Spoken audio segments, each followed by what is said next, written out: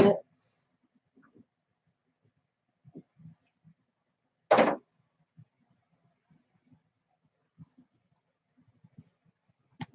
Hello. You already heard me dropping everything, right? I was working on my postcards, and I go, well, maybe the ladies need somewhere to hang out.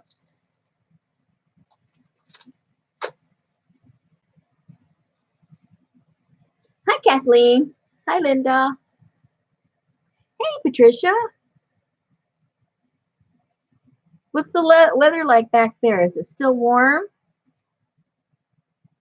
You got the good weather. Oh, here's my pen. I was looking for this. No, no, no. Wrong one. Yeah, there's my Stabilo. Looking all over the place for that. I had it right where it was supposed to be. Go figure. I thought you'd already be asleep. I go, I better go on. Johnny's asleep. That way she won't be distracted. But no, she's got to be awake. I'm just working on my little postcards. Real simple, just unwinding. I put the partners up for the swap. So there was a leftover one, or I should say not leftover, but an odd number for the domestic swap. So I got one, and then an odd number for international. So I took that one. So I have 2 swap partners. And you know me, I don't swap. That's okay. I don't swap. Hey, Michelle. Hi, Joanne. Who did I miss? I said hello to Kathleen. Oh, Dorinda, I didn't see you. And no, I'm not having tea. I'm having coffee. Oh, my goodness. Why am I having coffee? I have no idea. But I actually went to bed early last night for me. I mean, extremely early. Was that last night? I think that was last night. I went to bed at 12:30. I could not believe it. I was tired. I sewed and sewed and sewed and sewed. I was pooped. My eyes were tired. Everything was tired. So I just went to bed. And then went to, yeah, it was 12. Was that last night? I'm confused. I think so. Went to bed at 12:30. And then my dog got me up at around 3:30. Then I went back to bed.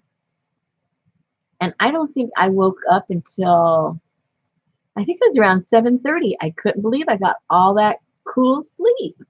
I was excited. Yeah. Well, coffee usually does, I have a really delayed reaction for coffee. So I figured, this is my rationale. I'm going to have it now, and then it'll wake me up real refreshed in the morning because I get a delayed reaction. Hi, Anne. I think I get the coffee gene from my grandparents. My grandparents, this is a cute little story. My grandparents in the old days, they kept it up until the day they died. They didn't believe in, you know, electric percolators or, you know, whatever was out during that period of time when I was a kid. They used the old-fashioned, what was that made out of? I guess it was see-through glass, but I think it was Pyrex. And it had the thing that went in and the little basket filter, and you set it on top of the stove and brrr, you know. You guys know what I'm talking about. Well, they had one of those, and every morning she made a big pot. She had one of those bigger ones.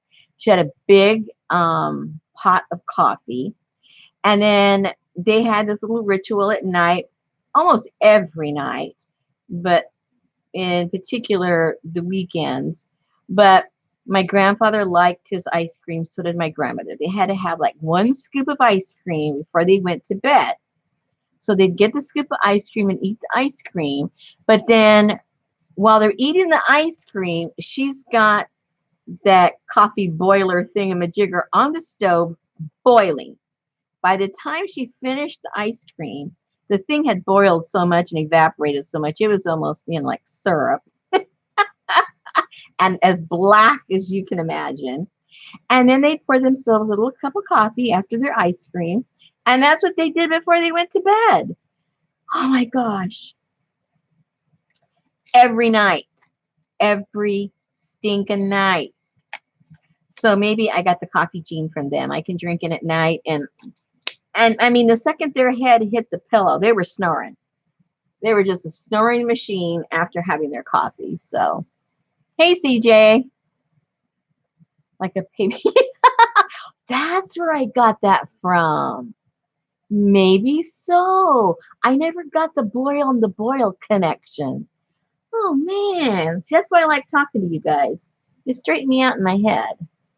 Just when I think I know what's going on, I get this big surprise. Well, anybody that bought from me, the last one was that 2 nights ago, a night ago, whenever that was, that all went out. It's gone. So I don't think I have anything pending that I know of. I haven't looked at the shop, but as far as that sale, they're gone. So what I'm doing, ice cream after some. Oh, my grandfather, he couldn't care less about glucose. My grandmother, okay, let me see, what year did my grandmother die? I'm trying to visualize. I think it was,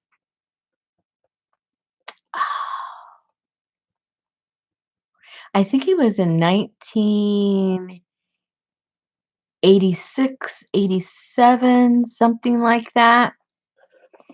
And she had a heart condition. I'm sure they have more fancy names for her conditions now, but back then they told her she had the collapsing of the veins. So she had to take a certain medication that thinned her blood, so that, it wouldn't affect her heart that much. And up until maybe 3 years before she died, she was, let me think, how was my grandmother when she died? How awful is that? I don't remember ages, but she was in her late 70s when she died. But up until about maybe 3 years before she died, her and my grandfather had a gardening route. They would go out and do people's yards. All right. They would pick up and put down, or roll up and roll down the lawnmower up into their truck. My grandmother was the one that she did weeding. She would do all the raking. She did all that. My grandfather was over there doing all the mowing and the weed whacking up until she was like around 72 years old. They loved it. I mean, they weren't rich people or nothing, but they didn't have to do that. It wasn't like they were doing it to put food on the table. They did it because they loved to work.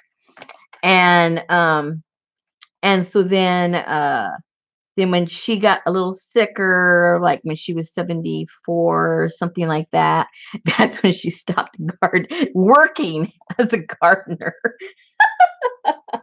Oh my gosh. When I think about it, I just chuckle, how so many of us complain about so much. And there she was. So couldn't care less about, what her cholesterol was, anything was. She's out there mowing lawn, so what the heck did she care,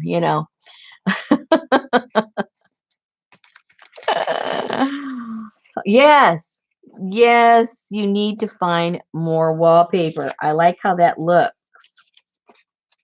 I never find any wallpaper around here. I'm telling you, my town for finding cool stuff is like zero. I have to like look really, really hard. So, yeah. And Kathleen, in a way, she wasn't healthy. I mean, she had a severe heart condition. She had a heart attack. Her first heart attack was in her mid 30s. I think she was, well, maybe like 38 when she had her first heart attack. And then when she was 45 or something like that, she had a heart attack and she blacked out. She was in the car and she blacked out. Fortunately, she was in the parking lot of a grocery store, and obviously she was going slow, and it was fortunately the parking lot was flat, and she was in an area where there weren't that many cars, and she ran into one of those the lights that are in the parking lot. Sometimes there would be like a round concrete something, and the light pole would come up from that.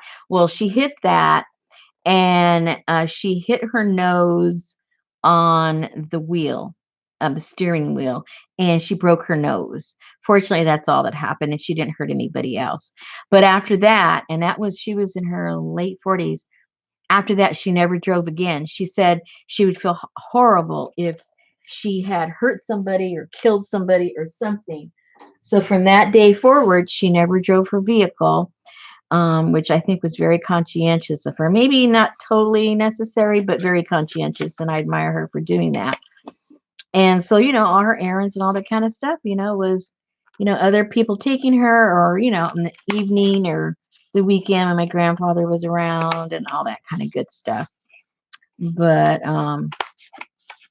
so yeah. And she loved her candy. Oh my, she did so many things. But anyway, yeah, her heart, she was so funny. She would get what she called her palpitations. She goes, "Oh no, I'm having my palpitations." And she'd run over and get some kind of pill or something. I don't know what the heck that pill was. But it didn't stop her from, weed whacking and and raking and throwing things in a bucket and throwing it in the truck. She did not let things hold her back at all. Oh dear. She was quite the lady. And then she loved to sing around the house. She was always singing songs. The other day, what were we? I think we were on a live or something. And I said Celia Cruz when people were talking about songs that they like. That's what my grandmother would do. She would put her Celia Cruz songs on, the big old record, and she'd run around the house doing her mopping and singing to Celia Cruz. And that's my memory of my grandmother. Running around with rakes and mowers and singing and dancing while she cleaned the house. Okay, so back to me.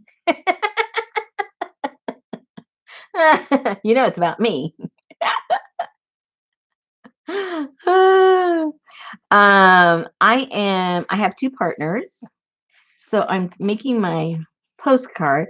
I had already done some of the little fronts the other day. I did like the beginning of a collage, and I did some gluing of some napkins and stuff like that, and put some little pieces of paper on this one. And I had originally put this on a harder little, I think this was some box cereal or something, and it's a little stiffer. This I just did it on some cardstock, but the cardstock wasn't thick enough, so I'm gonna have to put some cardboard behind that one. But anyway, because this was thick enough, I went ahead and I have these printouts, and I just glued it on the back of this. And so now I'm going to put this one on the back of this one, and I'll have the basics done. And then I have a few stamps I want to use on here just to make it a little more, we are having, no, no. Well, I do have those vintage ones. So I got to glue this down halfway where it's supposed to go. So I have to cut it back. I have to visualize where it goes, so that I can glue it.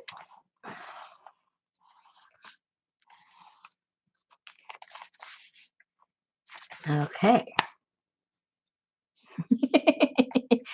I have a little bit of everything. You should not ask me. I have a little bit of everything except the stuff I want. Because the stuff I have, I've already used for what I want. So now I have the remainder. You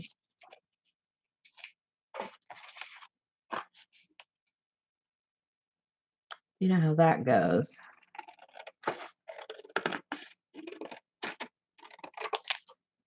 Hey, Angie. Who else did I miss? Rebecca. Who else is up there? Rhonda. Oh, Arlene. Oh, a lot of people I was chit-chatting. See, that's what happens. It's almost like I don't know how to talk and look up at the same time. How weird is that?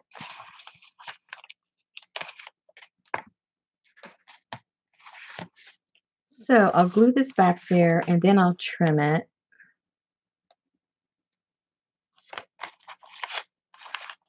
It's easier to trim it once it's on there. That way it's exact. Right? Right. Right. That's right. The best sales are after midnight. I know. Everything's better after midnight. But I will not give you a list because then you'll know too much about me. You know too much about me already.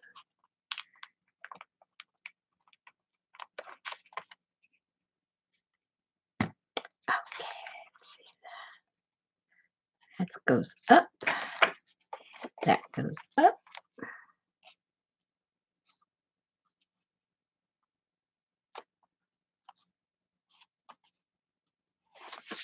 And then you do the technical smushing.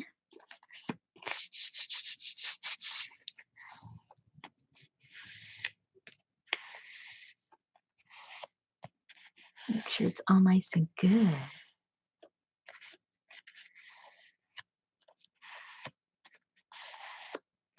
You know, I can't remember the last time I went to a yard sale. Isn't that funny? I think I'm too lazy to go to yard sales because, like you say, you have to be there early. I don't go to estate sales. Why? Because you got to get there early. I'm a lazy shopper. I honestly don't like shopping. Oh my goodness. Did you guys hear that? Did you guys hear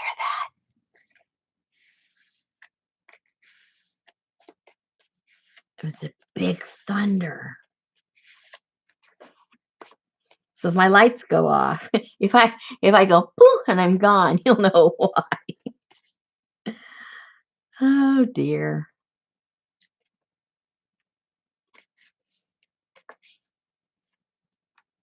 Hey Patricia. Hey, we got two Patricias. Did I ever say hello, Kathleen? I already forgot. I have a very short attention span. I never announce. If you're talking about me, unannounced, is that what you mean? See, I don't like pressure. And I don't like being told what to do, even if it's myself telling me what to do. So if I like had a schedule and said, okay, you know, every Thursday night at blah blah blah, that would be me telling me what to do. And I don't like that. So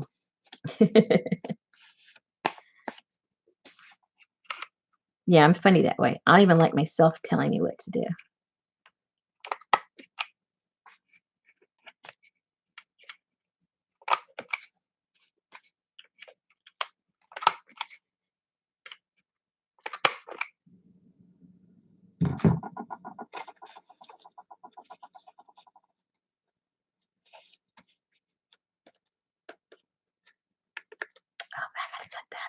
Oh, oh dear.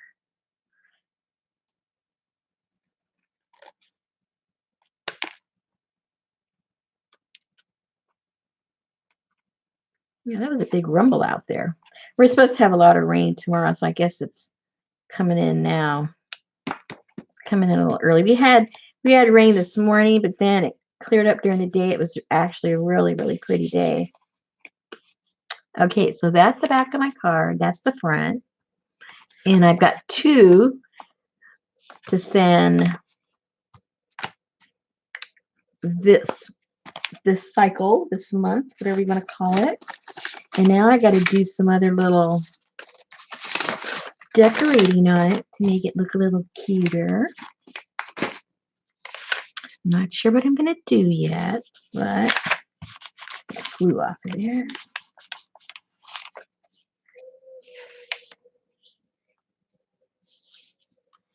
Oh, you had some too, Rebecca? Yeah. I actually like the sound of thunder. And I like lightning too. Just as long as it doesn't hit me, I'm real cool with that. Let's put that over there. Let's put that over there. And maybe I'll do a little bit of stamping on it. And I got these stamps. I think I have to have a little bit of coffee before it gets too cold.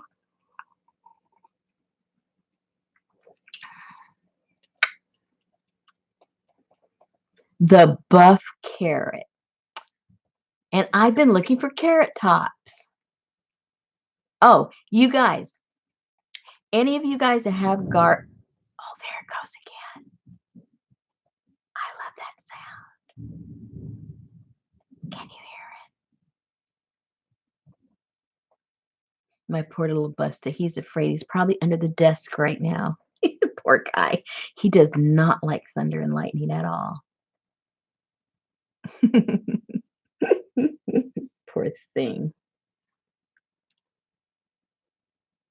Oh, it's blocking it? It was pretty loud.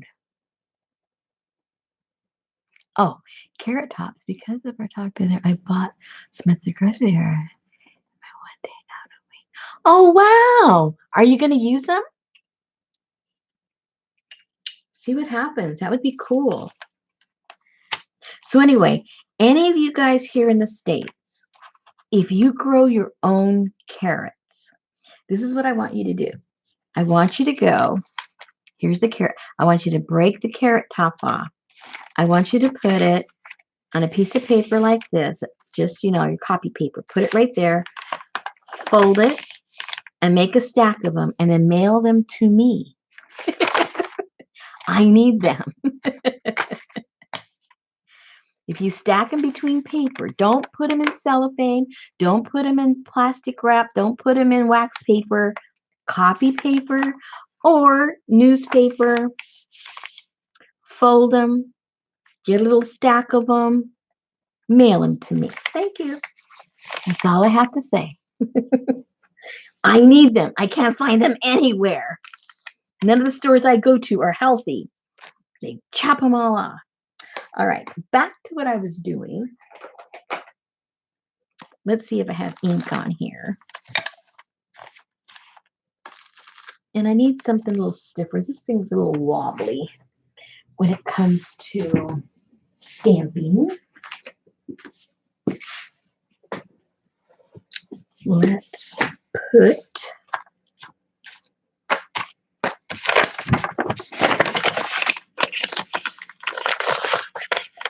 stamp on something a little stiffer so we don't have any problems. I went to our farmer's market.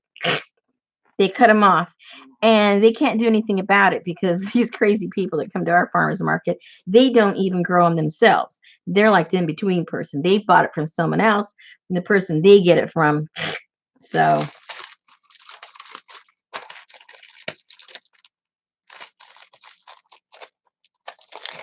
I might have to go to another town besides mine to the farmer's market to the next town over or something. I don't know. It's just so ridiculous. Now I have to find my little, well, here's a small one. Maybe I'll use this. I don't need the whole thing. I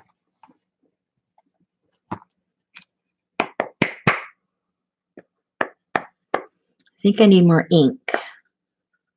This looks pretty not so inky. We'll see. Doesn't have to be perfect. This is all supposed to be kind of dreamy like.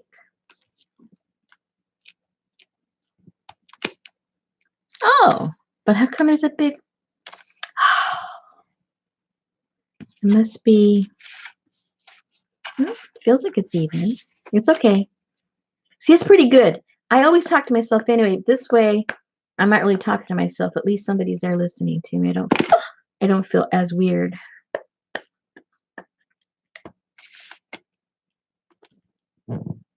Although it's probably just as weird, but oh well. Does the size or material? Nope. Nope, don't matter. Well, I should say I don't know if it matters. I don't think it matters. The few that I've gotten in the past, you know, they were already the size where they're sold. they were mature enough to pluck out of the ground and sell. But since then, that seller's not there anymore because they used to really grow their own. And that person last year wasn't there. So I don't know if they moved or they just stopped growing or what. Why am I getting... Okay, see that? I'm getting this weird hole. I mean, that block is flat.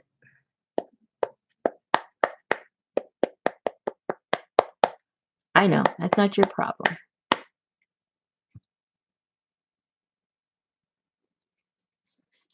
Huh?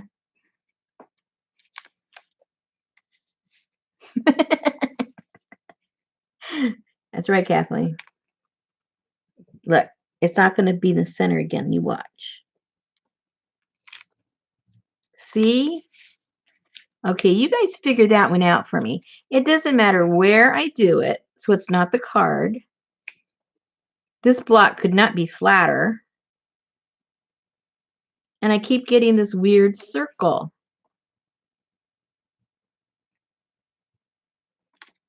Very strange. Very strange indeed. It's weird. That is just plain weird.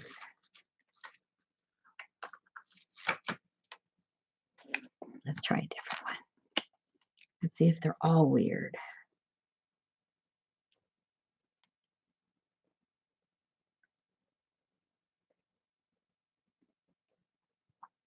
Let's see if they're all wrong. Let's see. But it's doing it in the center. Why would that make a difference?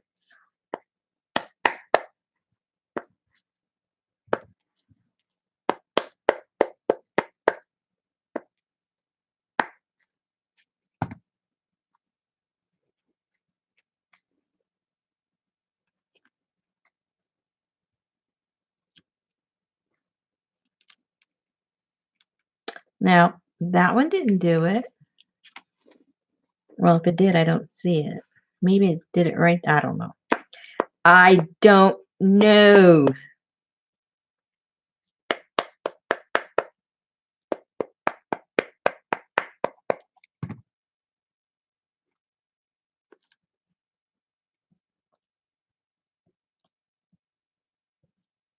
Yeah, weird times is right.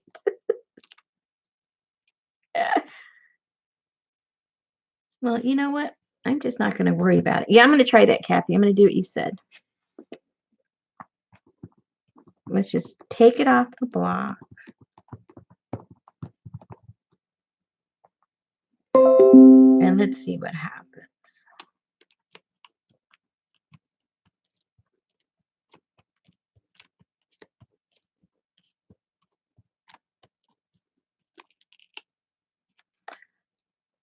Beautiful. Why? I don't know. Why that made a difference. That stupid block.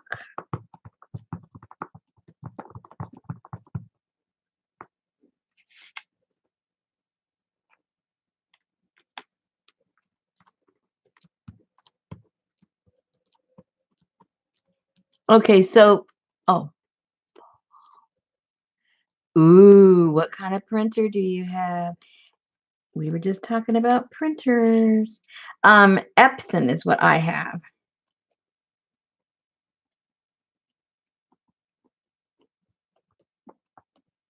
Johnny and I were just talking about that.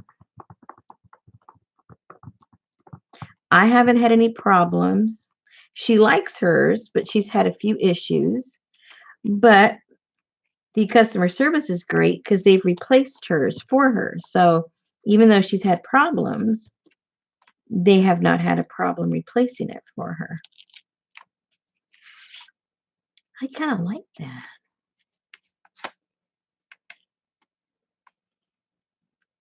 The one I use is that Eco Tank thingamajigger, and I print a lot, and I replaced it. It took about a year, a little over a year, that I had to replace those little things. And I think the replacement was something like $35 for all the colors. And because they all, you use them up at different stages depending on what kind of colors you're printing. So I only use like maybe half of the bottle of some of the ones that I replaced. So technically I still have, like, I would say half left. So it's not very much at all for that particular printer.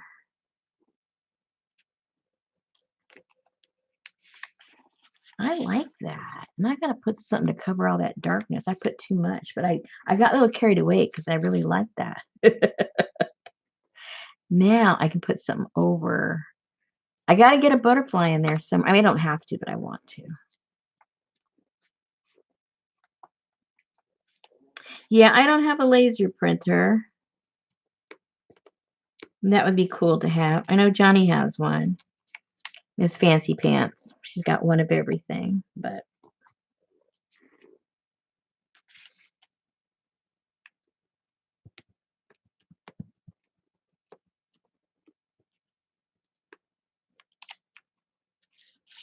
okay, that's enough of that.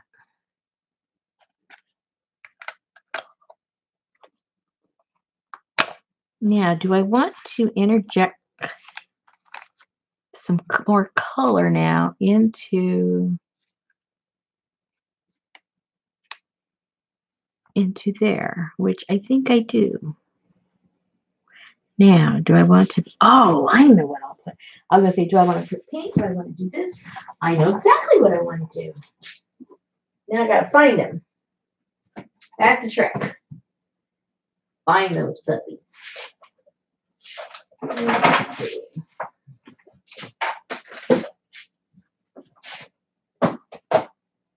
Aha.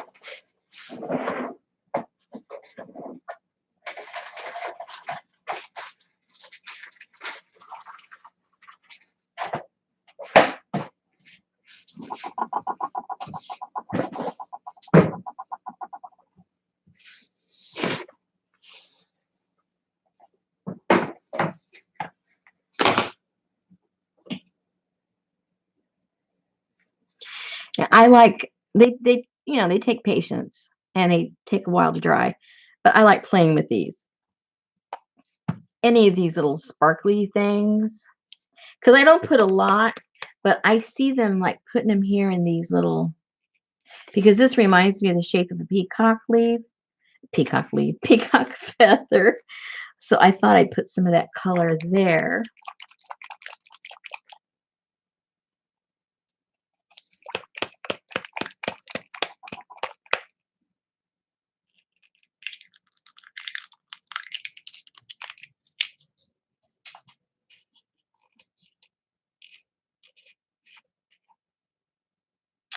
Well, that seems awfully watery. I don't think I want to try that one. I don't want to make a mistake. I don't want to start over. Some of these are kind of old, so they might be a little discombobulated.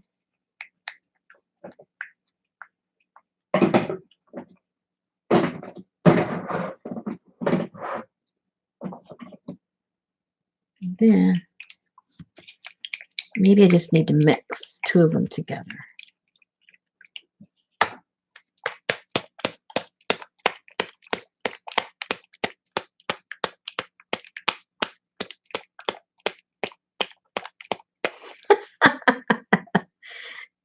We wouldn't want you to go out of your way, Kathy.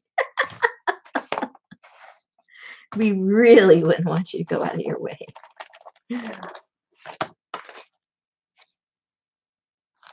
That would be almost catastrophic.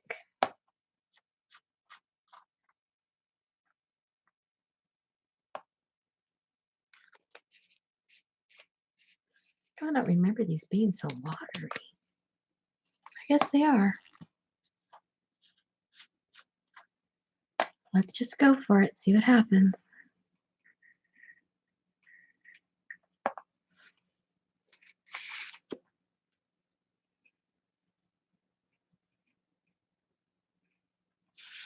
And then when it dries, it's just a tiny bit of sparkles on it.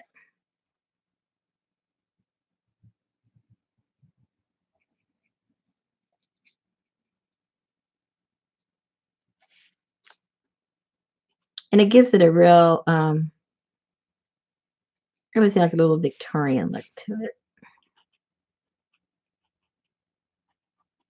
Which the time frame that these cards are supposed to be taking place is the late 1800s. So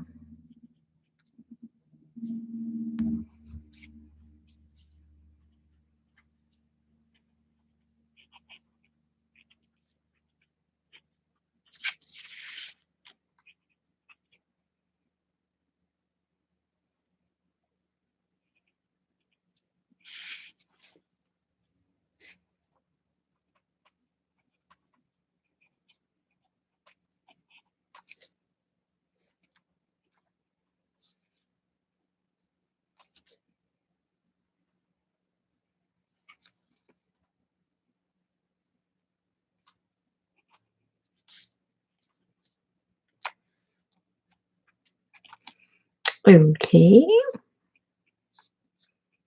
Then I'll put a second color over it. Oh, I need some over on these. Almost forgot.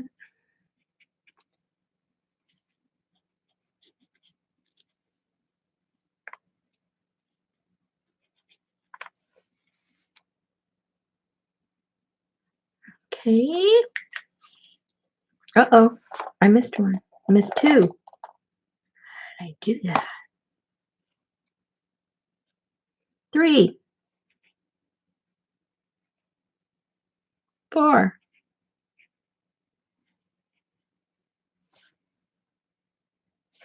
5. They weren't so obvious at first. Okay.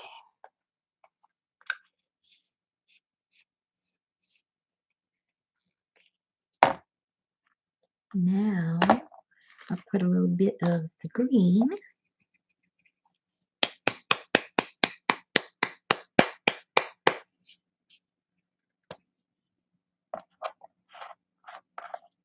Yeah. Now this is the green on these are a little bit bigger, the size of the sparkles. You got to put a little bit of blue, a little bit of green, for your peacock feathers.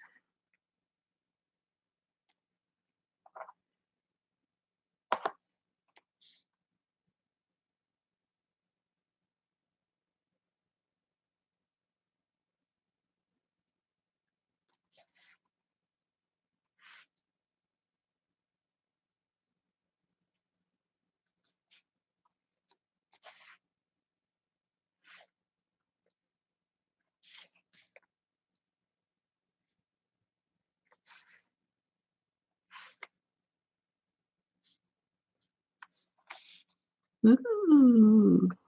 Whey. Sparkly.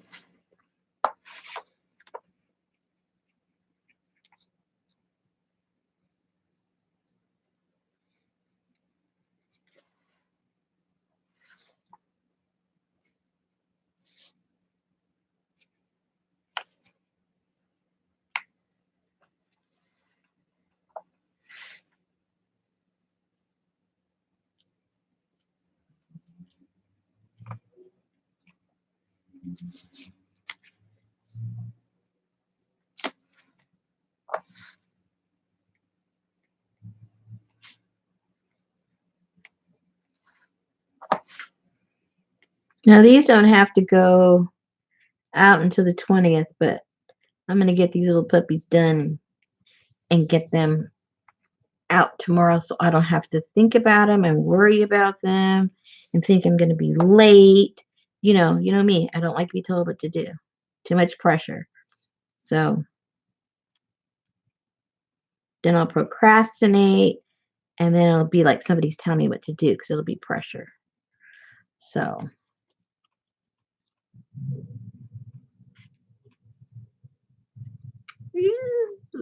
pretty, pretty, pretty. Okay. So maybe I need to get some on this one too while that's drying.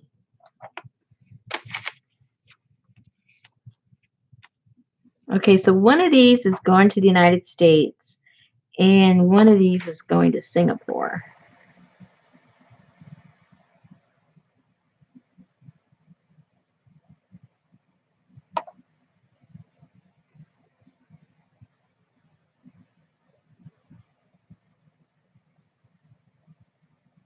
I didn't put too many on here.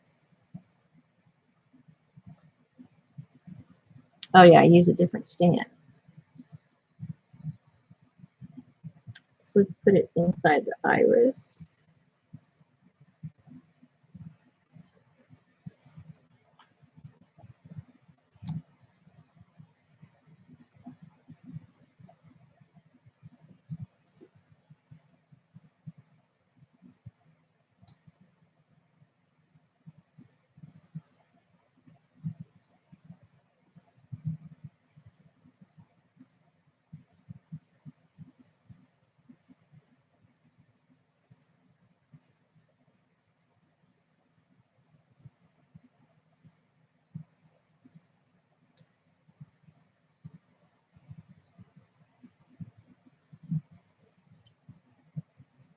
Well, this one's gonna look cute too.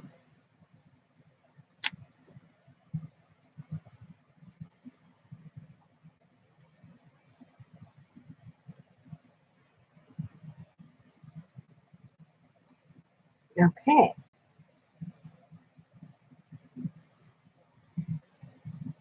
All right, I'm gonna dry this off. Watch your ears in case it doesn't cut off.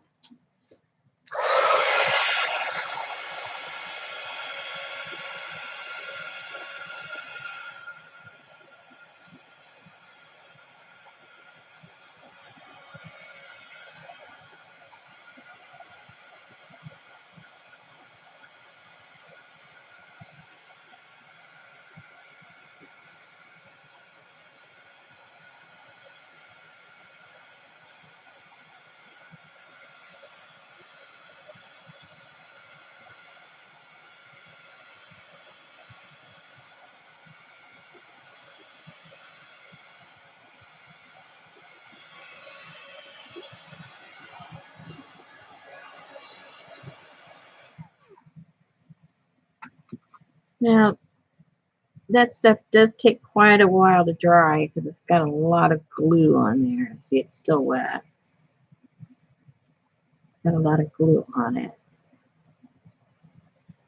It's a pretty wet product, let's just put it that way.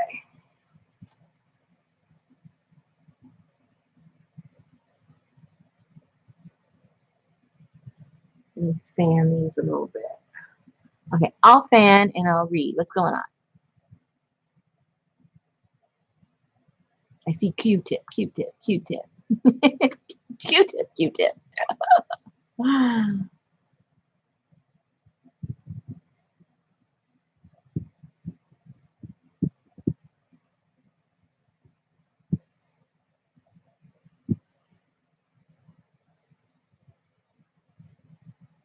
It's drying.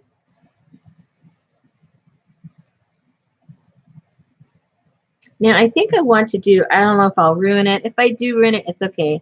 I'll just start another one. But I want to do a little bit with my elegant writer. I don't know how many of you have played with those elegant writers. They're water soluble, and then once they're activated, when they dry, once they're activated with water and they dry, they're permanent. And it gives off these really, the black ones are the only ones that do this cool stuff. There's a few other colors. I bought them and they really don't do all that much. The magic is in the black one. Oops. So I think I'll sacrifice one of these to see what it does.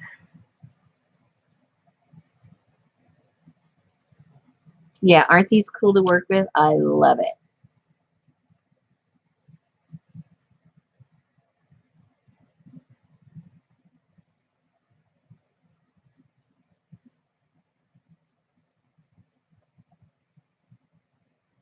I'm fanning, I'm fanning, I'm fanning. So I think it, these things dry better if you're drying them with something cool as opposed to something warm, because the warm air just basically melts it more and makes it mushy. The real trick is if you're doing other things and you want these to dry and you're working on something else for the next couple of minutes or so, stick them in your freezer for like a minute and they're pretty much dry. It just sucks them all up. All right, which one should I do with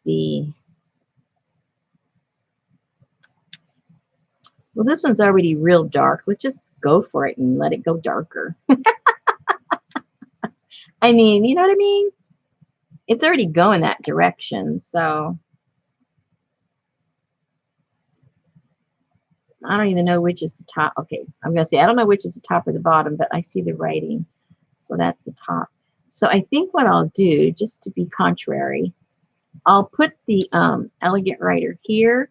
Then I'm going to wet it because I want to just let it drip. And I'm going to let it drip going upside down. So the lines will be going the opposite of what you would think. Or maybe I should go on the side and go that way. Maybe that, because it has further to go. What do you guys think? Maybe we'll do both ways.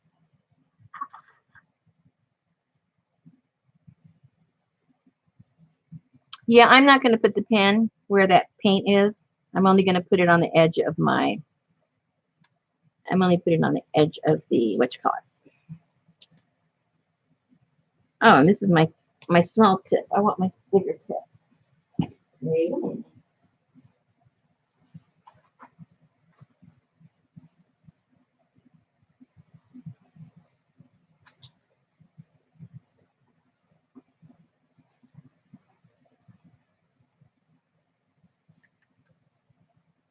Can you do me a favor?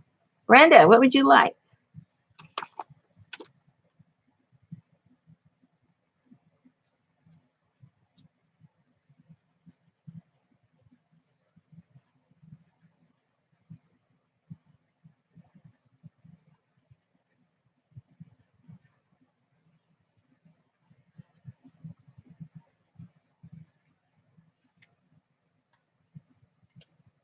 Okay, where's my water? Where's my water? Let's see what happens.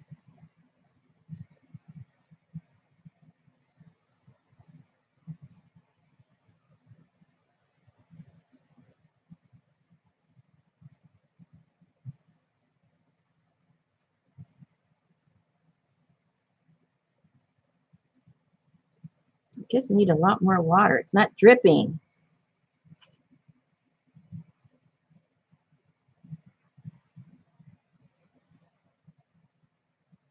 My goodness, it's just soaking, that paper is just soaking this water up. Well, rule number 1, don't use this kind of paper, whatever I've got on here. Because it's just like, okay, well, that's not going to do what I wanted it to do because it's not dripping. So just let me feather it out then, because it's not doing what I want it to do. That's okay. We'll still play with the color. We'll still do our own thing with this. If it doesn't do what you want it to do, we'll just let it do whatever it wants. You don't always have to be the boss.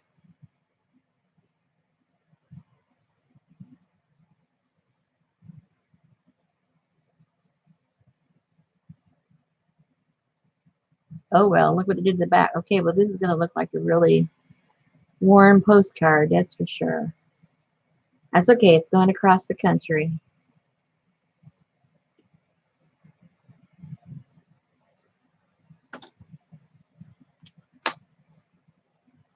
I mean, the world.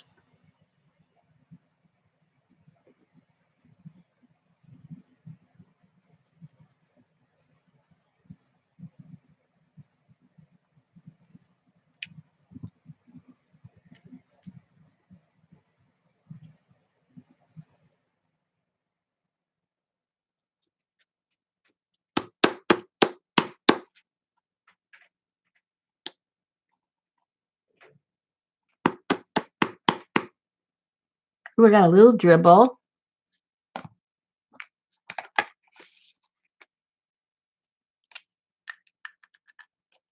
A little dribble is better than nothing.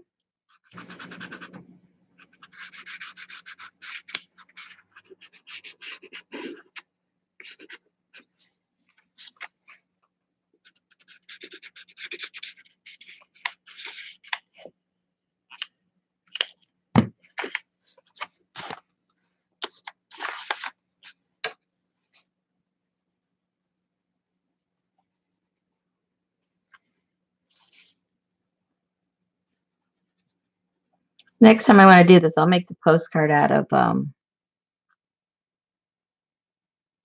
watercolor paper. And it will be dreamy.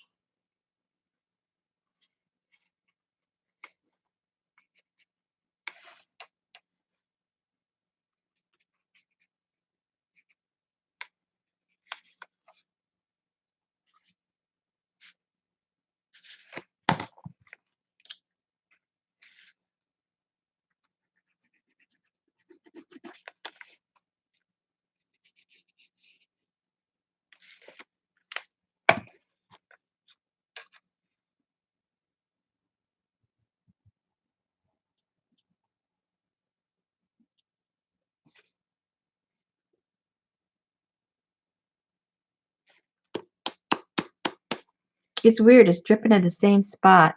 This is a collage back there, so whatever paper is right in this section, it's the only paper that's letting it drip. Isn't that weird?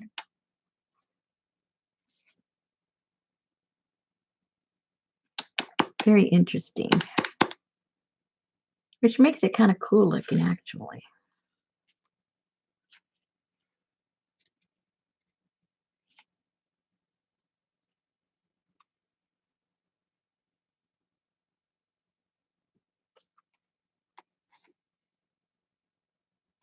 I like the direction we're going.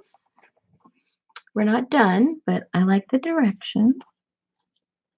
So what the heck? Let's do it with this one. I don't remember what papers I used. It may do the very same thing and not move, but we're going to take a chance.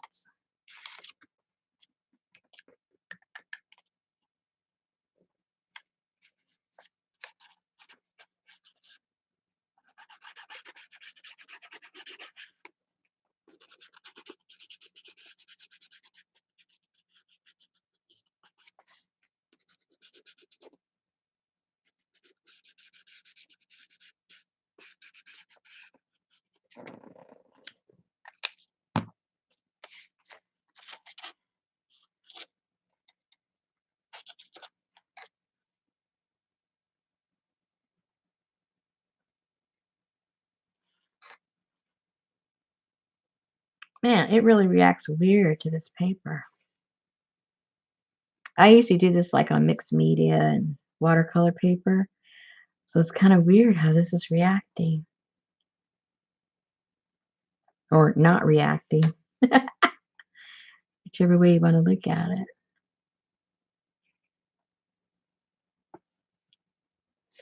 I'll have to show you what it's really supposed to do. Because this isn't what it's supposed to do. A little bit bossy pants here.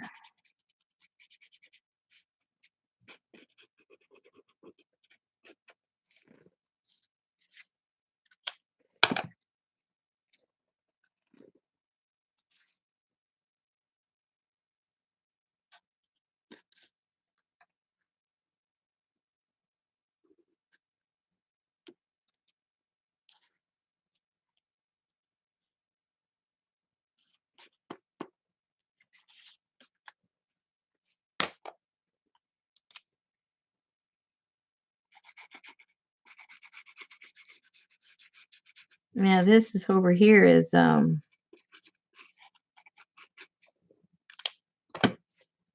napkins, so it's really not going to do anything. You're just going to suck it up. Yeah, just sucking up the water. And that's okay.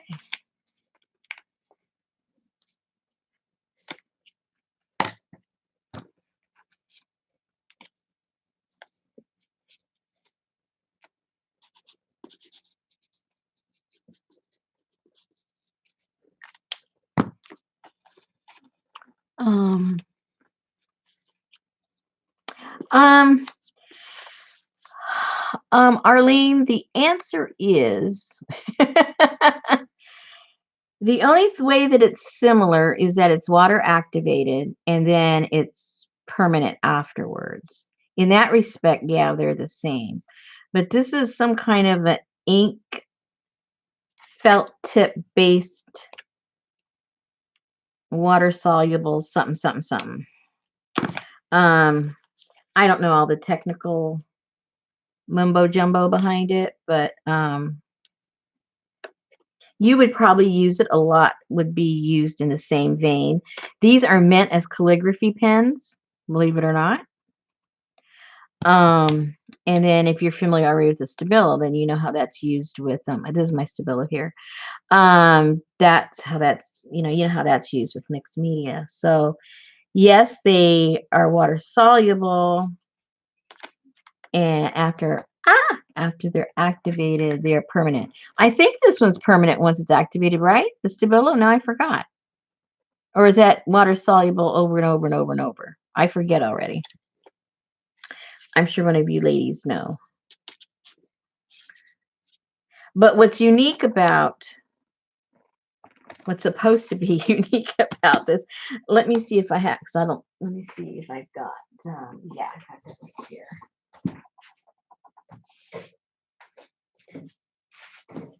See, what's unique about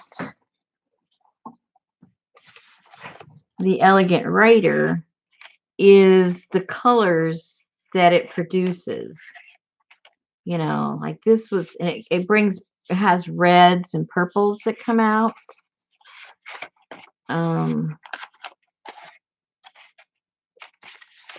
That isn't a real good example either.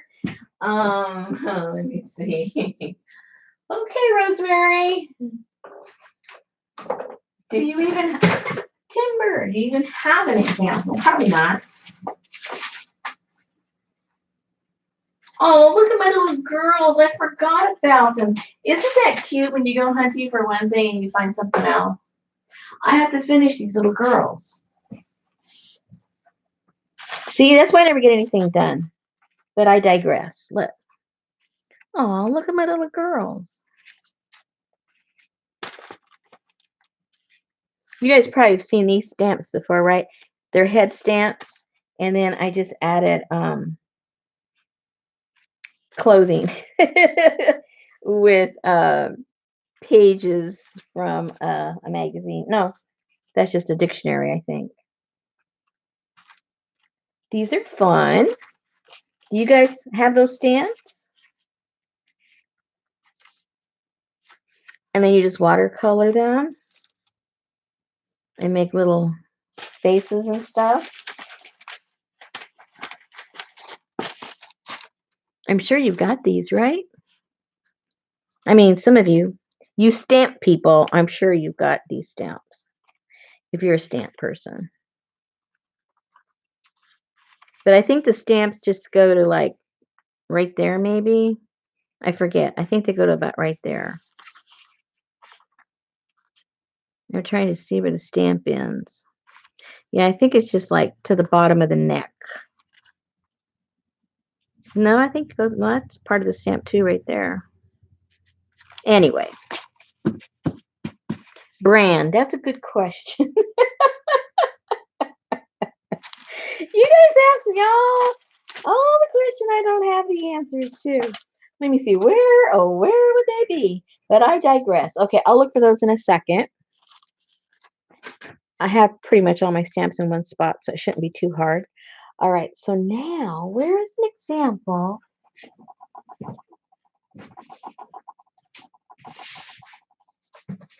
I'm looking. I'm looking. Because I have this thing where I did a whole bunch of those. But, oh well. I guess I don't know where they are. Oh, here's some. See, these are things that I outlined with this pen. So everything that's black and blue and reddish and all the background and everything is this pen. Like these colors, all this green and blue, everything but the orangish color is this pen once you get it wet. This too. All of this is this pen. And all the squiggly stuff there. So it's kind of fun to play with. All of this inner part in here, it's this pen. And then I just came back with watercolors and filled in, you know, the gaps. I was just playing around with the pen one night.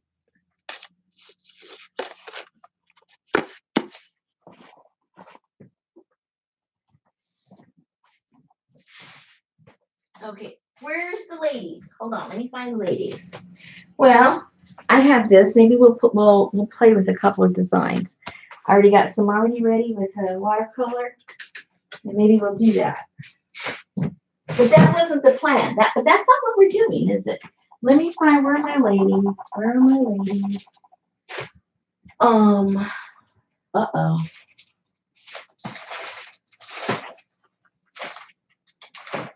Travel. French. Uh-oh. I thought I knew right where they were.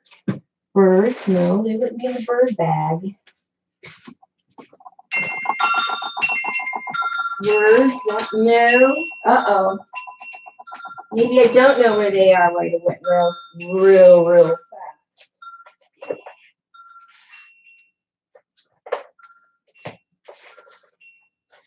Okay, these I think,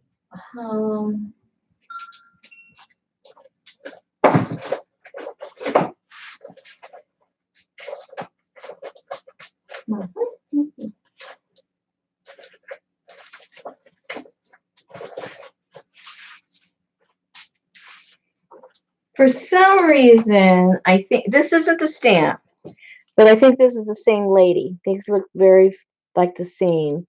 So those would be Dina Wakley. I think these are Dina Wakley.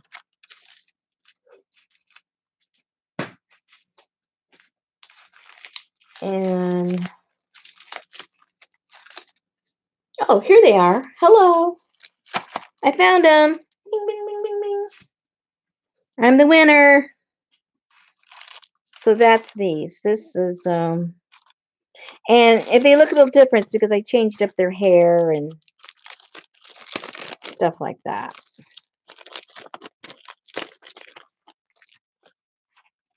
Like, which one is she? I don't know. Okay, so that's her right there. I'm sorry if I'm talking too loud. I'm by the I'm by the speaker. I'm standing up. Okay, so that one is her. And that one is her. And that one's her. I almost can't recognize all the hairdo I put on them. Okay, so these two are the same lady. And this one is, gosh, once I got done with them, I don't recognize them. That's her. And I think that's her. I don't know. And that's her. That's her. Anyway, once you get done with them, you're not going to recognize them. So, but it's Dina Wakley. And I don't think it has a name on it. Oh, yeah. Clearly all the gals. There you go. And if you guys do numbers, there's the number.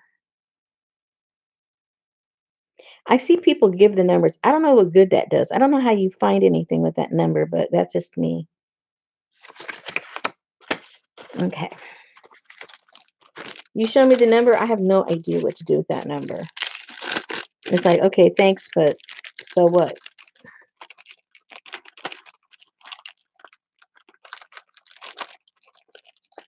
I think I'm a bad consumer.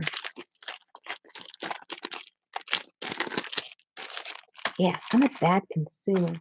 And then she has the what was the one I just oh come on, Rosemary.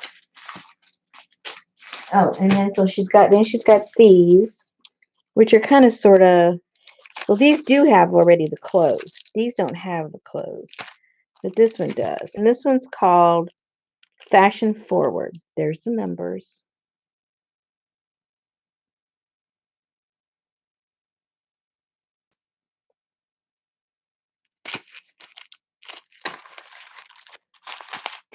And then I like playing with these too. I took them out of the packet. So these were not Dina Wakley. This is somebody else. And I don't remember the company. Maybe we should do a couple of heads with these on the watercolor. Do it with the ink and then trace it with this and see what kind of wacky doodle stuff we come up with. But are we done with the postcard? We're not even done with the postcards, guys. Oh my goodness. I guess we did have to let them dry, right? That's a good excuse. They had to dry. Well, that's a good beginning. Ooh, and they do need to dry. That's not dry at all because I was slopping so much water on it. That's a good beginning. Okay, so I need to find a stamp. I mean a thing, because you know the other thing was not working at all.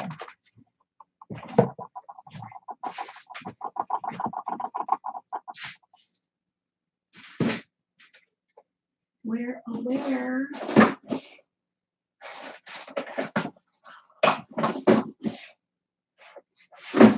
Okay, we'll do this. I don't think this is very clean.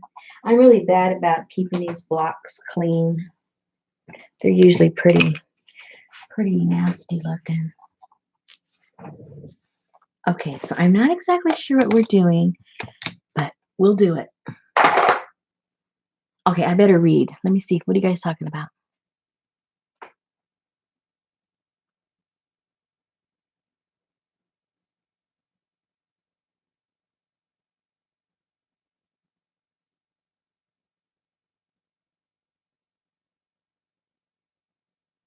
No, I don't suggest anybody go out and buy anything. Let's see, Rosemary, will you be doing one for us to see? Yeah, I'm going to do that right now, Kim.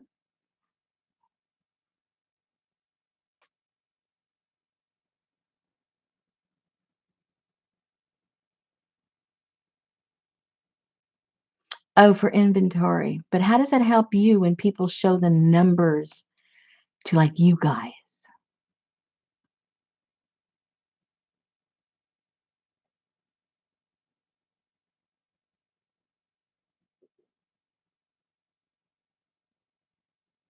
You ended up ordering it on Etsy from Hawaii. Oh my goodness. Whoa, hello. I was tagged somewhere. I have no idea where. Okay. So, what day was it? Let me see. Today is Friday. It was either Monday or Tuesday. I went out to see by some chance I could get that inner lining that I wanted to make those masks out of. And I drove past Hobby Lobby and I saw cars in the parking lot.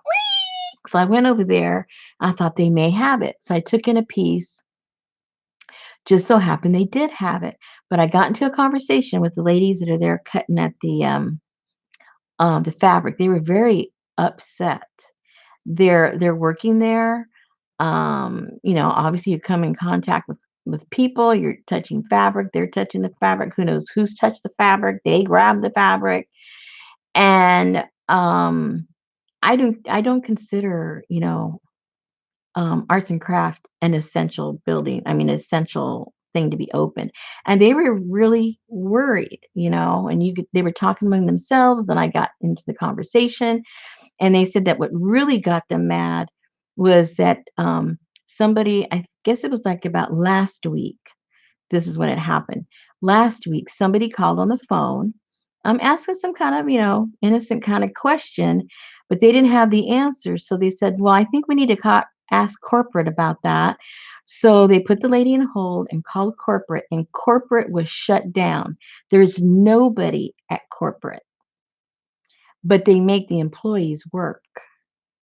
So that got them mad, saying, okay, corporate is shut down. They think it's so unhealthy for them to be open, but they have the store open, and they're left them just hanging, having to handle everything because there's no one to speak to at corporate. So they were kind of upset like about that. So I said, well, I really hope you guys get to go home soon, but they're laying off people at Hobby Lobby. They were telling me that more than half of them were already laid off. So I said, just go home. They're going to lay you off anyway. Just go home. Oh my goodness, it was so sad. I told him I'm happy you're open because I can get these so I can make these masks for people. But I'm sad that you're here, like you have to be here. But you can see the worry on their face. They're very, very worried. They did not want to be there at all. But if they didn't go, then they wouldn't be able to qualify for unemployment.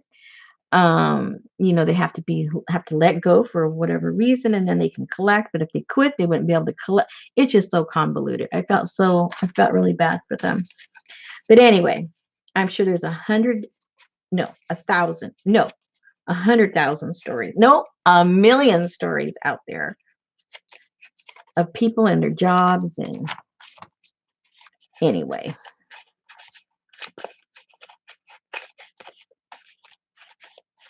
Oh, okay. Now you're going to ask me the hard question of what that stuff is called. I have it written down here on my info. On my info right here on my patterns. I have everything right here because I've been doing everything at one time.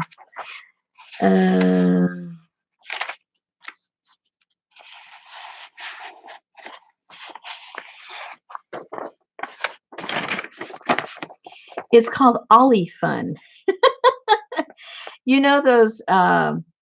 Those like carry bag things that are usually done by companies, and it has their promotional logo, and you're not sure if it's paper, you're not sure if it's cloth, you're not sure what it is. It's called Ollie Fun. That's the real name. I'm not kidding you. That's the name of it. And the reason that is good to use is that it's water repellent, which helps in the protection. They can breathe through it. You can launder it, and it has a filtering system because it's a non-woven product. So what I do when I make them, what did I do with mine? I had to wear it today. I had to run out for a second. Oh, I think it's in my pocket. Anyway, what I do is I have cloth, I have the Ollie Fun, then I have another piece of cloth, and then I make a little pocket. Then you can put in there whether you choose your whatever kind of filter you choose to put in there, whether it is from the vacuum cleaner or your heating and air conditioning, as long as it is what's the word? I went blank on that one too. Oh, I'm working on so many, not enough cylinders. As long you know what I'm talking about? HEPA. As long as it's a HEPA filter, it has the highest protection. And those HEPA filters also can be used over and sanitized if they wish to, or you could, if it's people like you and me, we can wash them and use them over. If they're nurses and doctors, I would switch them out, but they can be sanitized. All you have to do is lay it on something, pour boiling water over them, let it set for 10 minutes, and it's completely sanitized, and you can reuse the filters, and of course your masks. So, hey Yin, guess what? Uh-oh, I can't show you. I'm your partner. Did you go look? We're partners. You and I were the odd people out. We had 2 European people that wanted to do Europe, because I guess, for pricing or whatever. And then it was you and me. So it's you and me, kid. I'm not in Europe, and neither are you. Ta-da! Okay. I never heard of it. I mean, I've seen the product 100 times. Let me show you the product. I mean, you've all seen it. I never knew what it was called.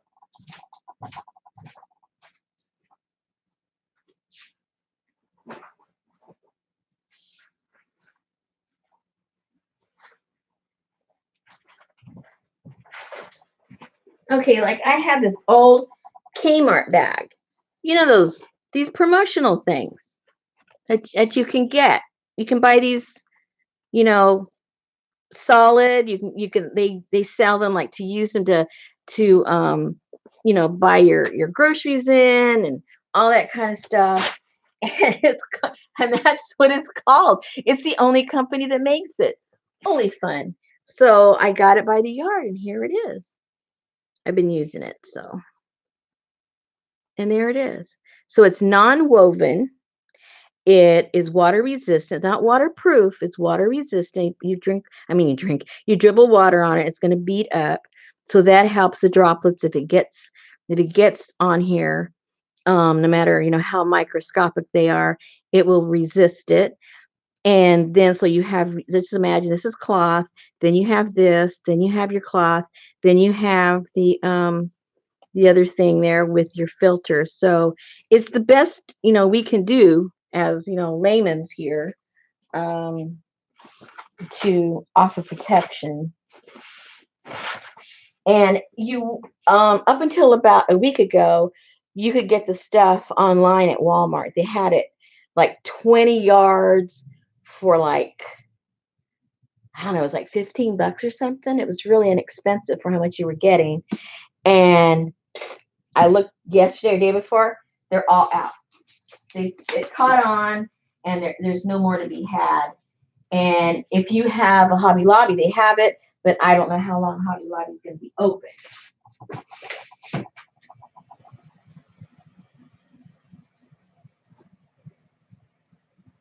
So I'm just happy I got mine when I did, because I can make a whole bunch with that. I already have, but I can make even more. So at least as far as the fabric is concerned, I'm pretty set. I can make quite a few. And then maybe they might get some more online eventually. I'm not sure. Oh. Yes, Patricia, I'm making a whole bunch of them. I'm taking them to, first of all, the first people I'm taking them all to are to all the veterinarians in town and all their employees, because they're on the bottom of the list to get anything like that. We had to take our dog in that had a little accident, had to cut on her back. And the stuff that they were wearing, it was ridiculous. I mean, it was falling off their face.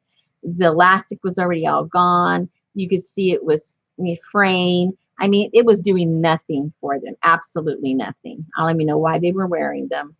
It was just an annoyance. So I made a whole bunch, and I took it to them, and I figured, well, they can't be the only one in that situation. So I went to all of the vets and the veterinarians, and I haven't hit them all yet, but maybe 3/4 of the ones in town, they have theirs. And then I put a little bag outside there by the our mailbox, and I put it down there for all the UPS and everybody that delivers. They don't have nothing, and they go into apartment buildings and businesses and all that kind of stuff. They don't have any protection. So I made some and put them out there for them, and told them, take extra for their family. And I got a few people on my list of who I want to hit. So yeah, I'm making a lot of them. That's why I was like, exhausted yesterday.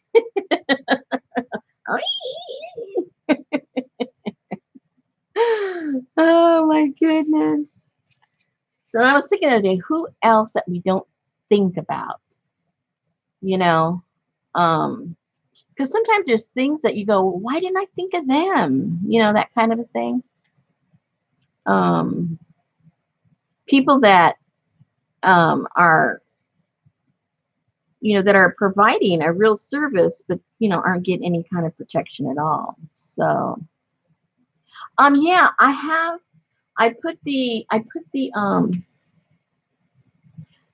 you on Facebook? Because if you are, I put the link. I forget who's on Facebook and who isn't. I put it on there. Hold on. The place that I got this particular pattern, it's another lady on YouTube that shows how to make her version with this pattern. I like the pattern, but I switched it up, with the ollie foam and putting in the little thing, the little pocket to put in the filter. But you can get let me see if I don't lose everybody by trying to find that. Let me get the link to her, and then the pattern is there for you within her link. I mean, underneath her video. I'll get it out right at some point here. Let me see. I put it in one of my groups. I forget which one now.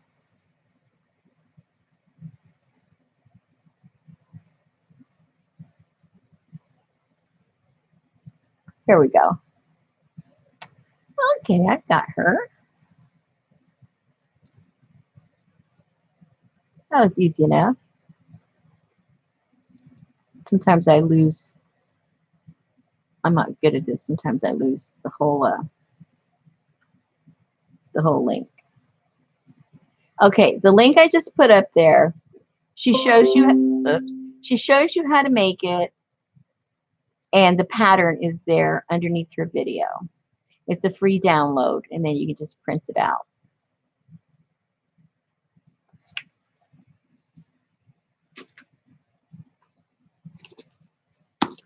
All right, let's see what we're going to do with these.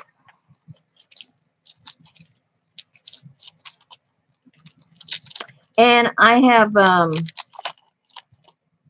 since substituted the elastic. I forget if she does elastic or string. I've eliminated the elastic that goes behind the ear because it's cutting into, and because they're having to wear it for such a long period of time, it's cutting into their ear.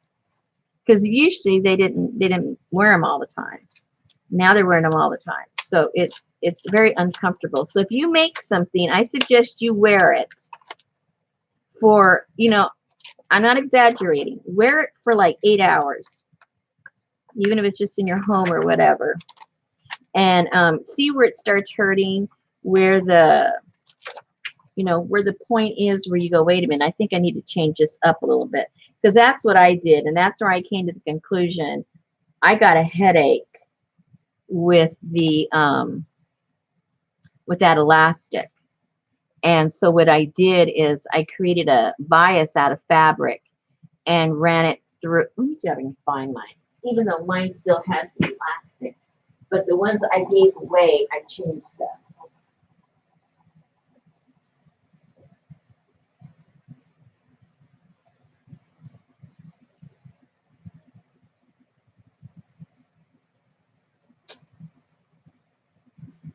Okay, now like mine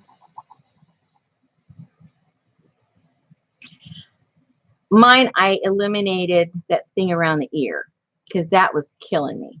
So I just ripped out that section and put a bigger section. So this goes now around this goes around the back of my head as opposed to the back of my ears. And that feels so much better. Then I made 2 different kinds for the ladies over at the vet. I did one kind with the elastic, and the other kind I created a 3/4 of an inch strip of fabric and ran it through and put a knot on the ends. And some of them preferred the other because they could tighten it as tight as they wanted, as opposed to just going with a generic length of the elastic. And then a few other ones like the elastic. So um, it was kind of like 50-50. So, but either way, this was preferred over that little round thing that would go behind your ear, because that was cutting away at their ear. This way, what the ladies do, if they have long enough hair to put a ponytail, they put a ponytail halfway down and put this over on top of the ponytail. And then this kind of goes at the nape of the neck, and it's real comfortable for them like that. And I put it with just a pin so they could adjust it. But if you do it with the fabric, of course, they tie it themselves and it's adjusted that way. So, and this is really cool the way this pattern is, because it really snugs in. All the other stuff, you need to put some kind of a metal to make it stick to the nose, because a lot of people are making those one-piece things, which, I mean, well, the point is the whole top of your face, this should be touching. There should not be any area where something can go in. And the straight ones, you know, it hits your nose, and then you got this thing open up, this big old gap up there. And on the bottom, it's all open, and on the side, it's flapping. So it's a valiant effort to make those, but they're not really providing the what's the word I'm trying to think? The coverage. And so when you put this on, it just hugs your nose, it hugs your cheek, it hugs everywhere. And when you put this on, this snugs against your face. This goes under your chin. I mean, you know, you're protected as much as you can be. So it's a cool pattern. I really like it a lot.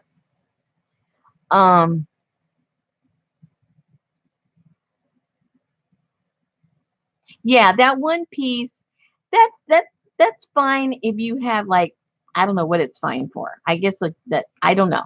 I don't know. I guess in regular times, if people just have the sniffles or a cold, if they sneeze or cough, maybe it'll get caught in there, or I don't really know. But it was explained by a nurse to me. I still didn't quite understand it. It's like those flat ones are made for, like, the nurses, so that if they just cough, like in operating rooms, you don't want any kind of germs. They're not like, deadly germs. You just don't want germs there, right? So they put it over their face so that if they cough or sneeze, the germs don't go off where they shouldn't be. But they're not life-threatening germs. They're just trying to be, sanitary. So for those purposes, those things work. But we're not talking about sanitary. We're talking about a deadly virus. So you can't let things go in or under or over or out or anything. So it has to be really cozy. Cozy. And this pattern does the job. Okay. Back to fun stuff. Hey, now I just lost. Didn't I bring? I thought I did. Oh, here it is.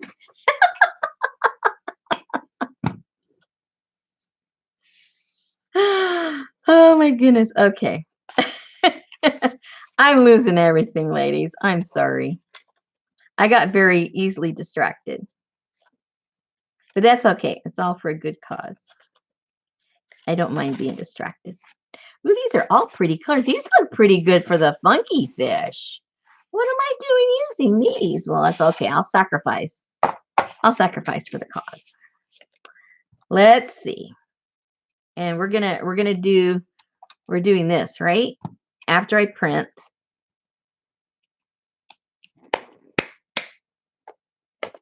I think that's what we're doing. I'm pretty sure. I'm pretty sure that's what we're doing.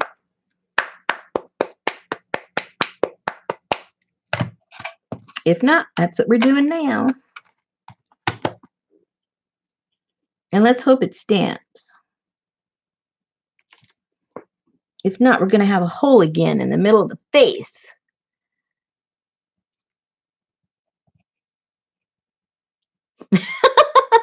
Yeah, you come here, you never know what we're going to do and what you're going to go home to do.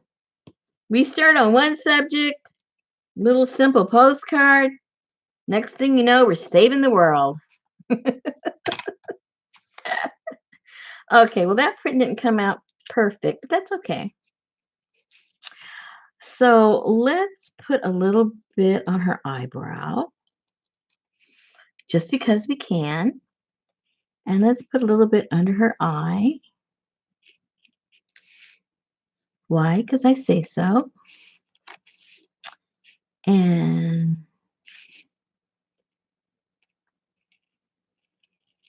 who knows what this will end up doing.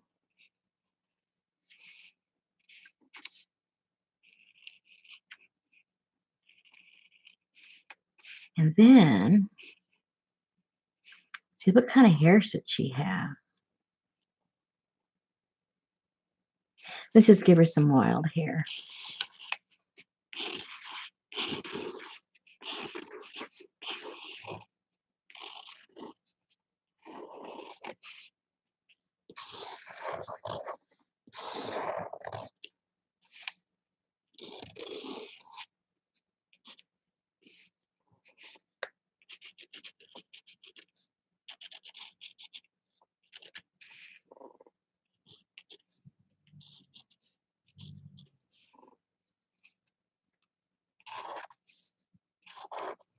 Oh boy.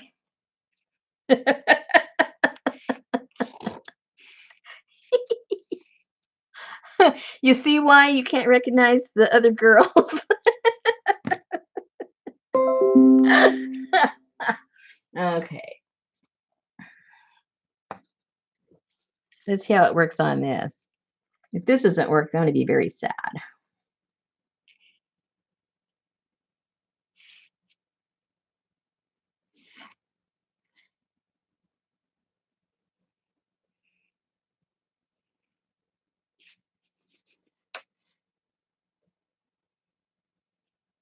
Now, I need like a little napkin because when you dab it, the pink shows. Let me go get something.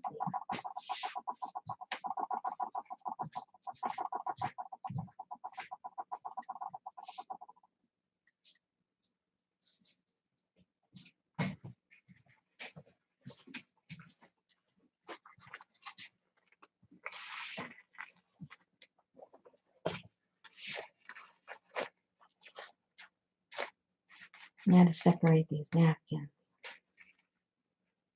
I had to get a pretty napkin. I got to get the backing off of it. I might be able to get it off today sometime.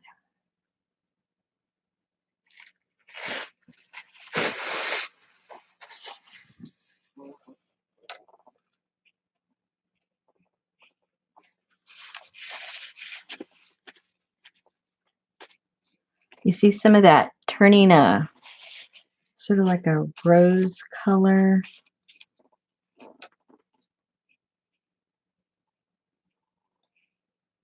I probably should have done this on a white piece so you can see the blue behind it is changing the effect. That's what I'll do. I'll grab a white piece so you can appreciate the change in the color. But you can see a little bit of that rose popping out. I don't know if you can see it. I can see it here.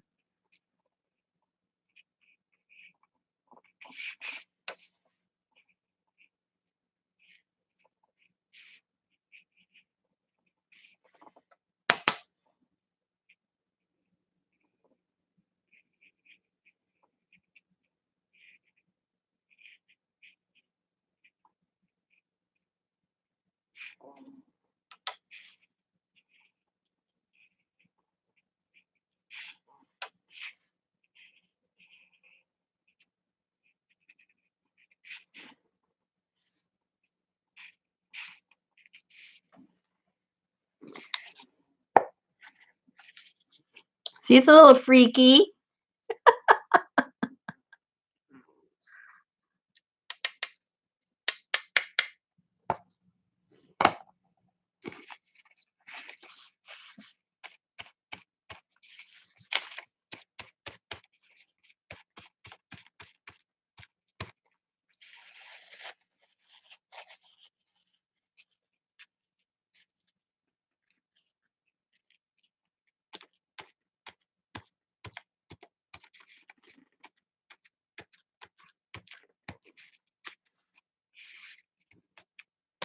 And now we'll dry it a little bit.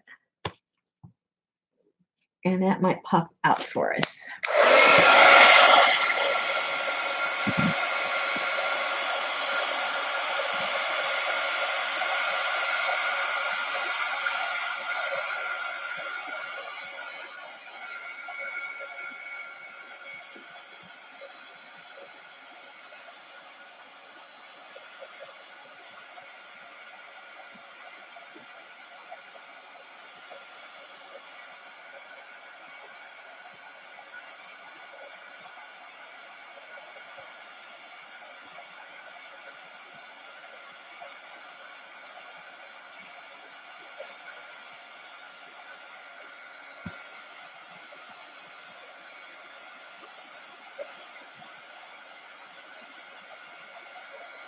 Hey, Maria. How are you doing, Maria? Glad you could join us.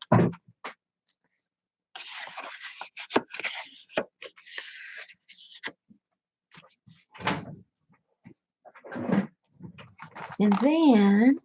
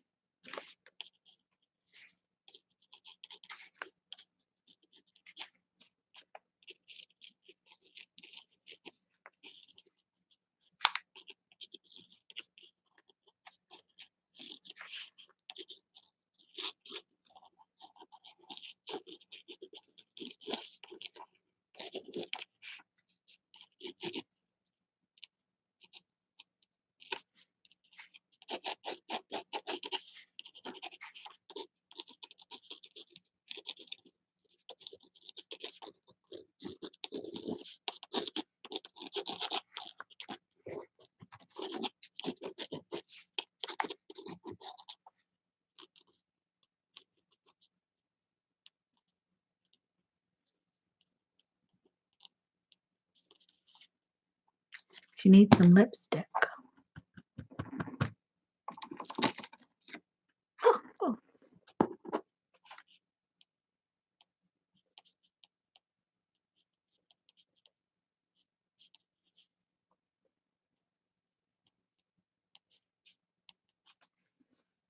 There, just lipstick.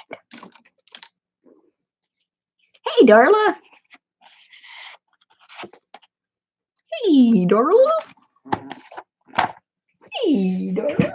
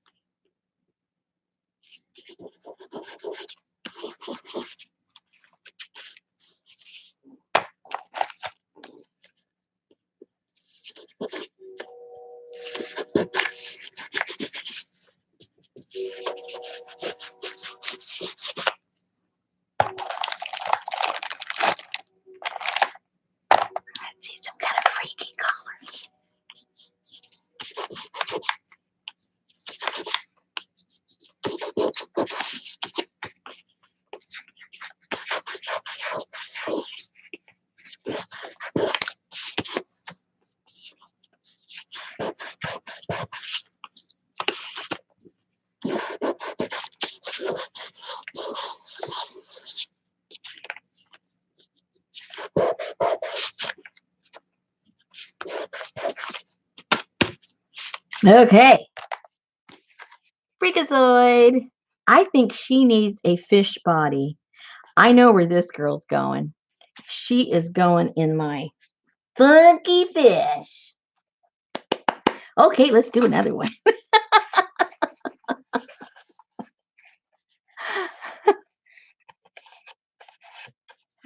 Oh, it's 2 o'clock. Oh my God. Go to bed. Okay. Where'd she go? Let's do one of each. Oh, where'd the other one go? Oh, that's what happens when you have clear stamps. You put them down. Oh, and then you have no idea where they went. Okay, there's one. Which one was she? Okay, she's that one. Okay, let's put her over there.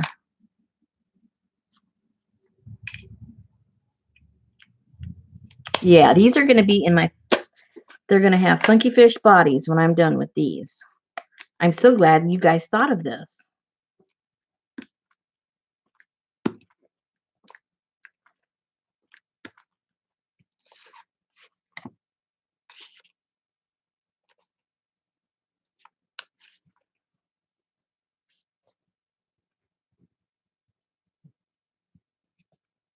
Yeah, I can see Kathleen.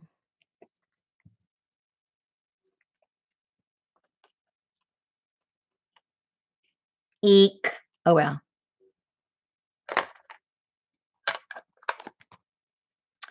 We'll work with what we got. We'll work with what we got.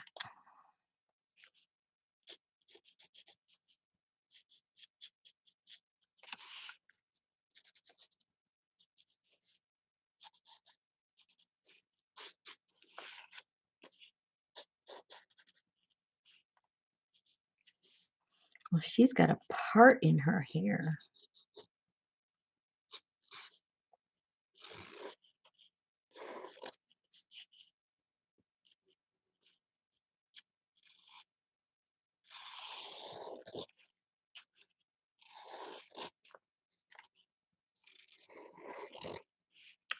She's a funky fish from the 70s. Can you tell?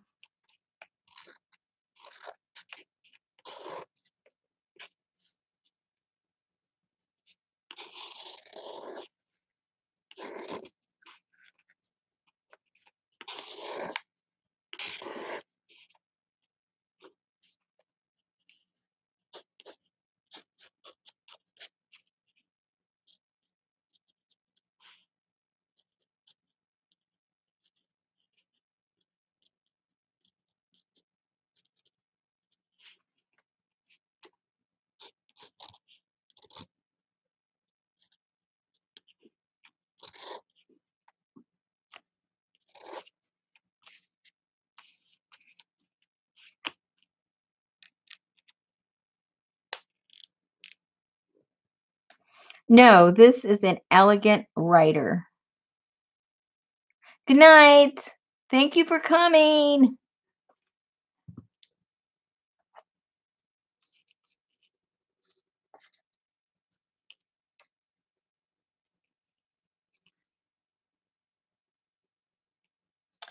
Okay, here comes the cool stuff.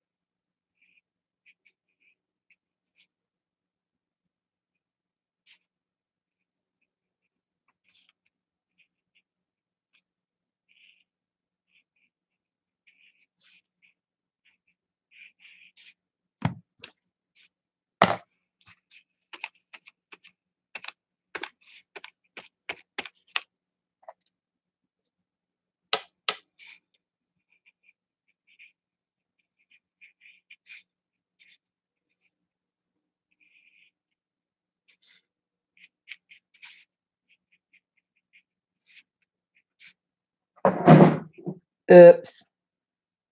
Not sure what that was, but.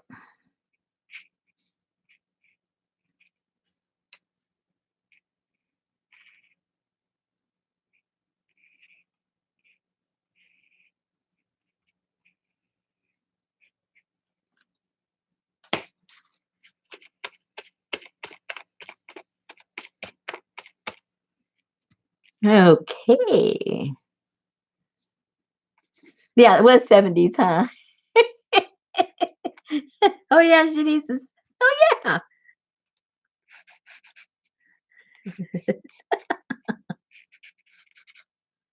Yeah, that's more realistic, huh? Okay.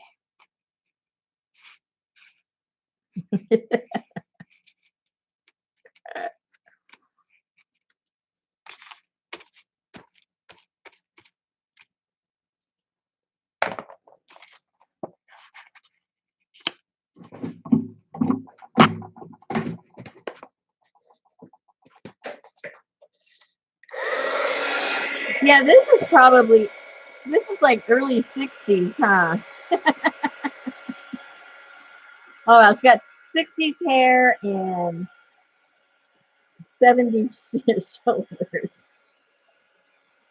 She's one of those she's one of those ladies that never changed up her hairstyle. So she's from the 70s, but she's still stuck in the 60s.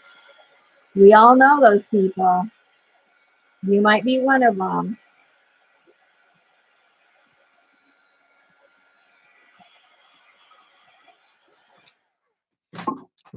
You just might be one of them.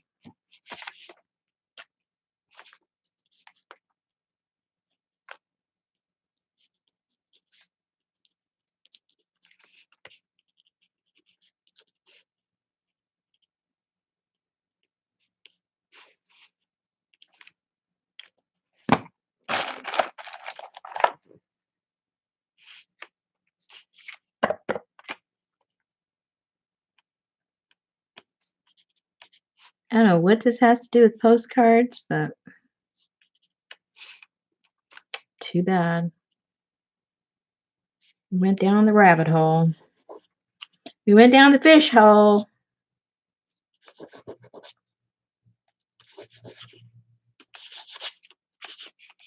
We went down that fish hole. That's all I can say.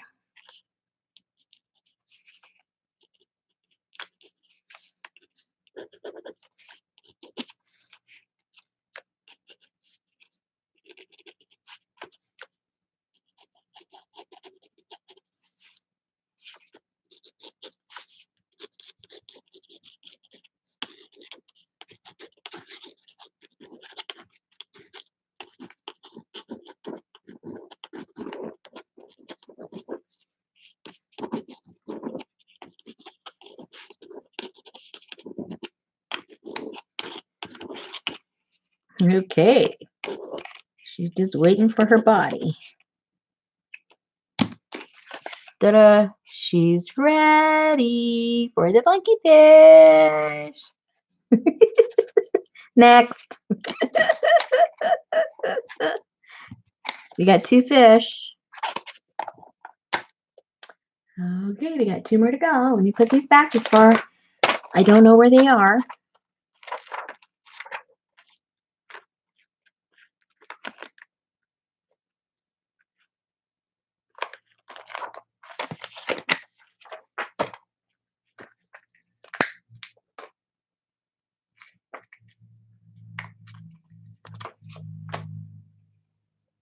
Okay, there's one. There's another.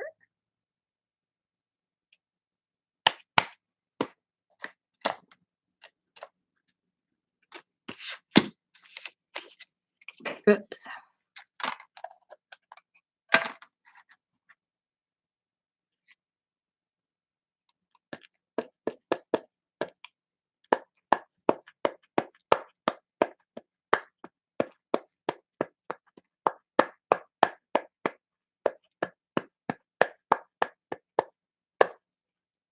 Hey, Colleen woke up.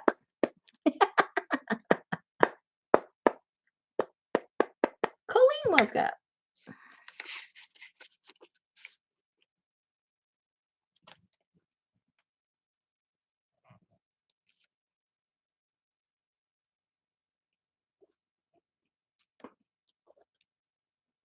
Uh-oh. That one didn't work at all, guys. It's that center part again.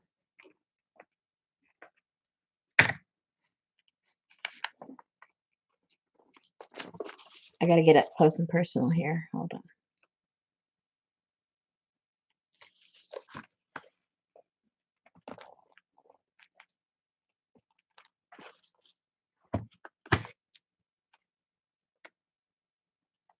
Nope, better. Okay.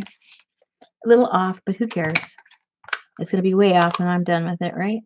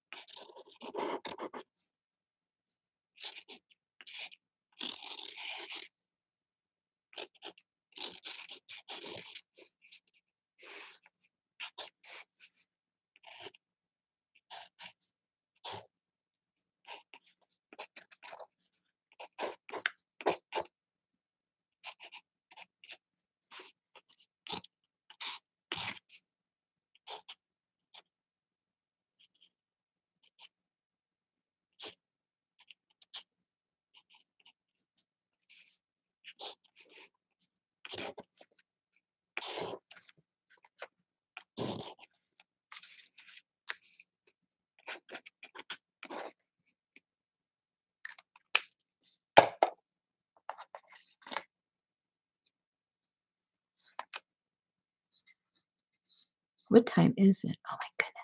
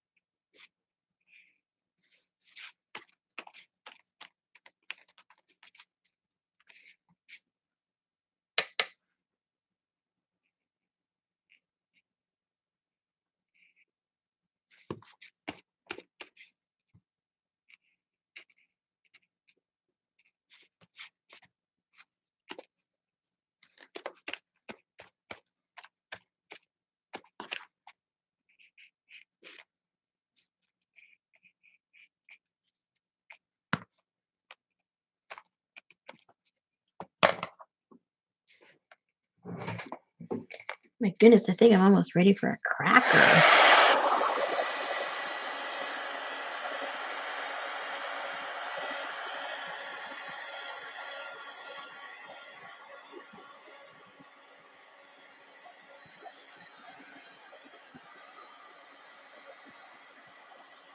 Uh-oh, Popo woke up.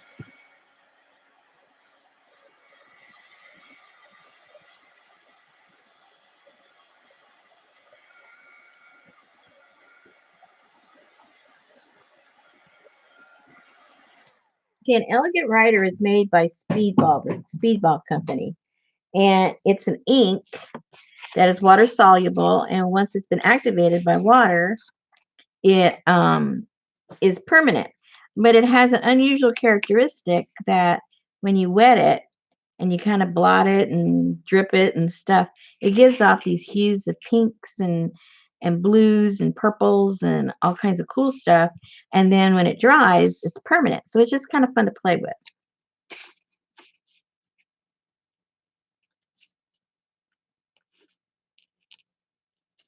So these are going to be heads to some of my funky fishes. It wasn't a plan, but it kind of sort of turned out that way. I was just going to demonstrate the pen, and then it just kind of, you know how things do. It just got a little crazy.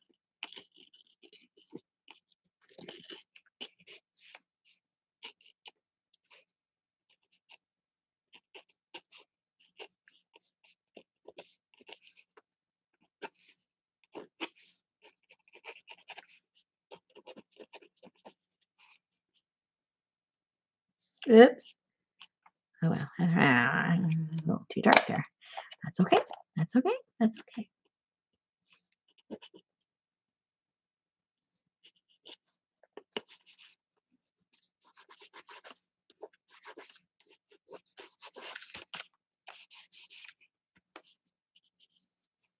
Could put a little bit of.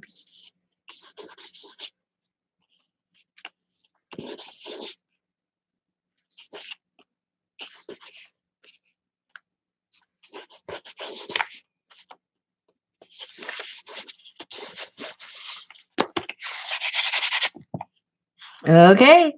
Funky fish number 3. One more to go. Where'd she go? Where did she go? Oh, there she is.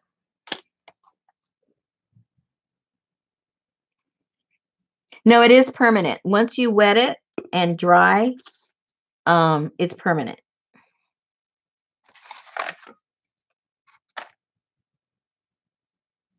If it dries. But it has to be activated first. You have to wet it for it to be permanent.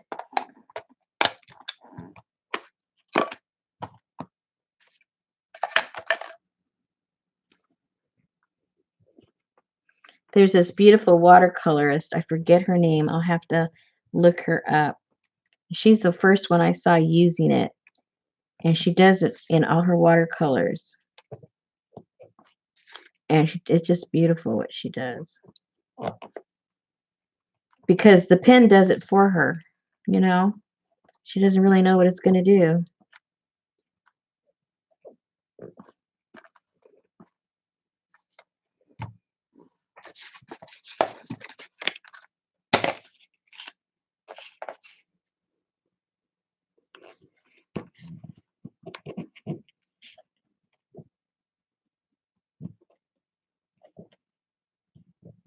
Yeah, you can get them at Amazon.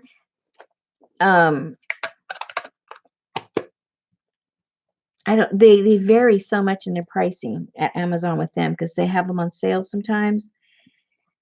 And then, I forget what they cost, to tell you the truth. It's been a while since I bought them. I bought like a pack of 3 or 4.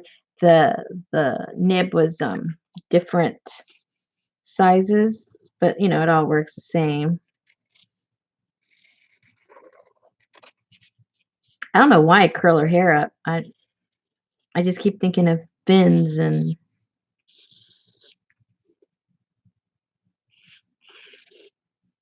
so I guess they're all kind of related.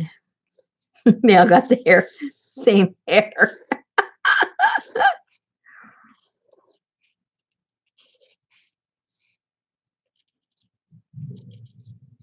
Um, Michael's used to carry them. I haven't seen them there anymore. Then you could use your coupon. Oh man, that makes it look like she has a mask on, the way that is there.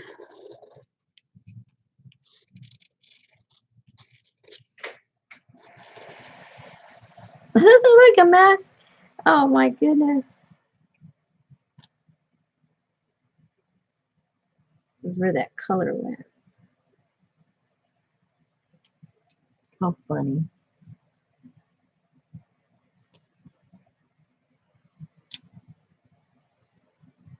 That's funny.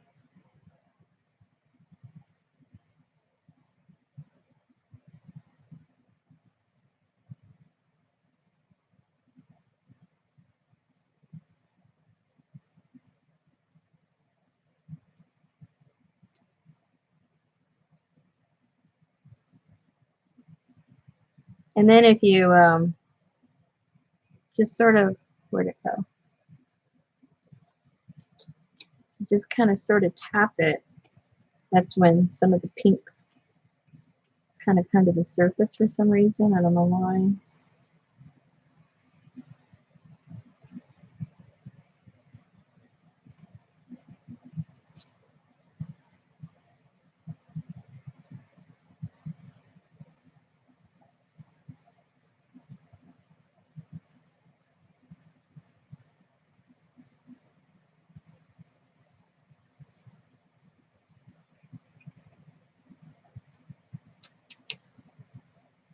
That looks weird.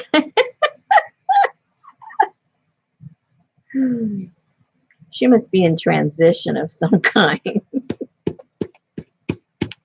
That mask of hers. Oh my gosh.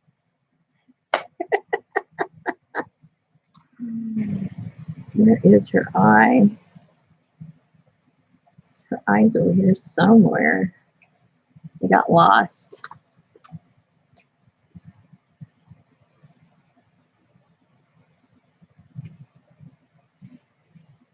Oh my goodness. Gotta give her some kind of a bridge. Some kind of a bridge to her nose.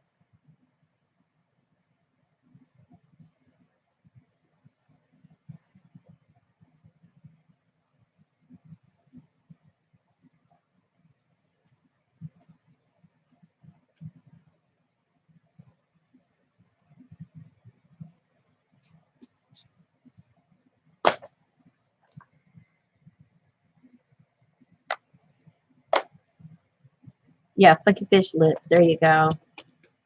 I like how you guys think.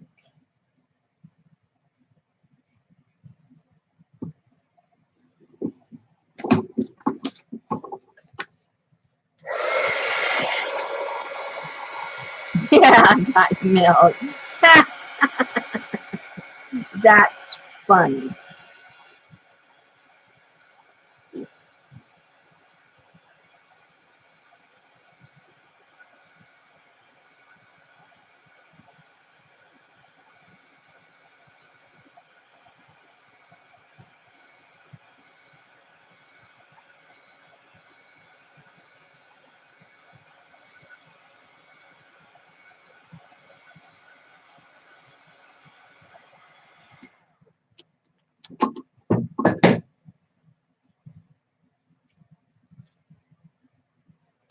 So maybe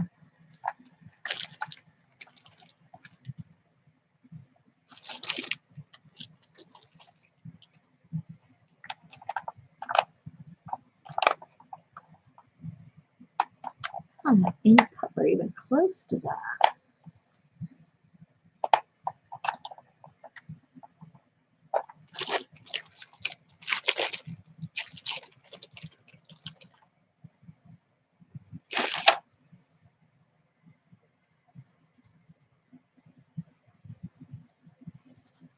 Okay, that masks it a little bit.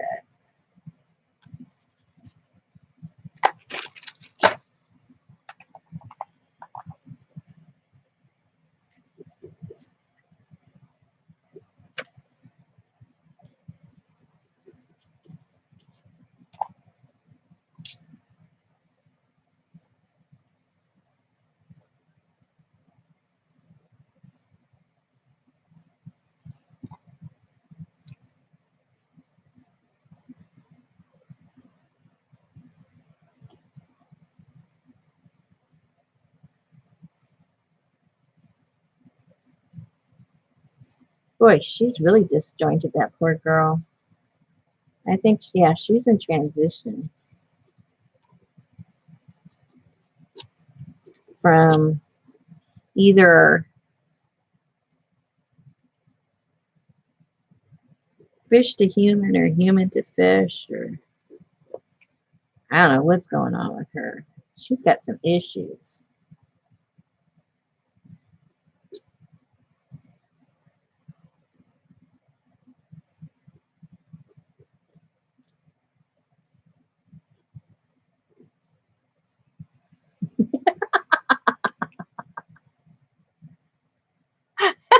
Yeah.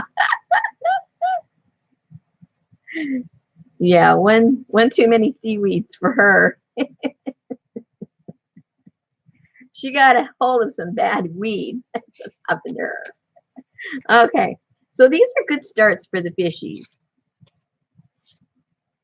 These are going to look pretty cool. Just imagine them with their fish bodies. Anyway, that's kind of sort of the kind of fun stuff you can do with this pen.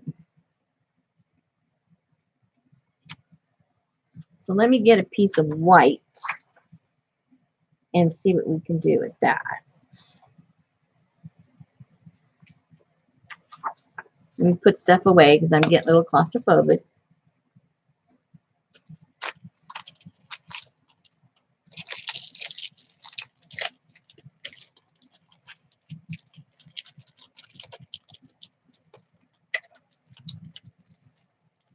Oh my goodness. So they're considered an essential business, the pot shops. Well, I guess people are more stressed than ever, right?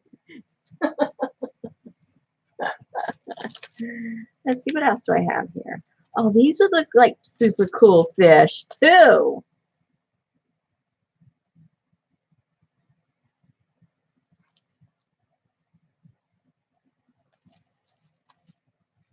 But okay, we're not going to do that because we want to highlight the pen. We want to highlight the pen. So let me scoop this stuff out of here. I'm going to scoop this out of here.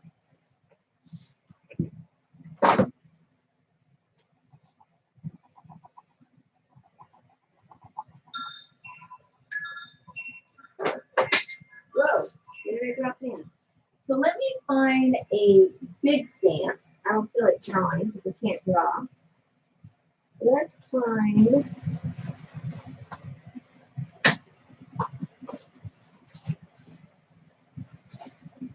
something that's big that we can play with.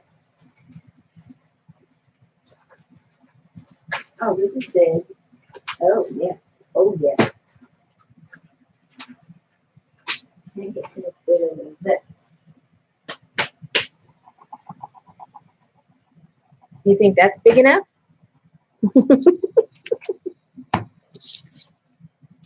That's big. Let me put this way. And put this way.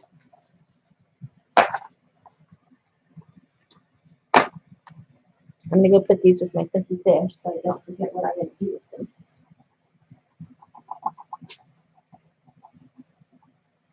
Yay. Then I need a piece of watercolor paper.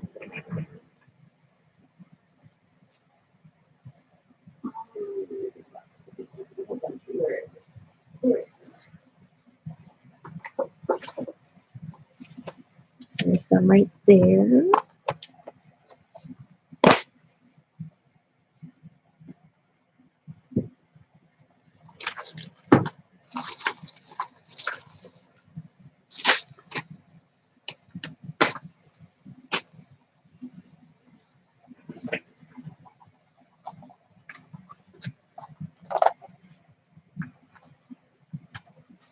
Okay.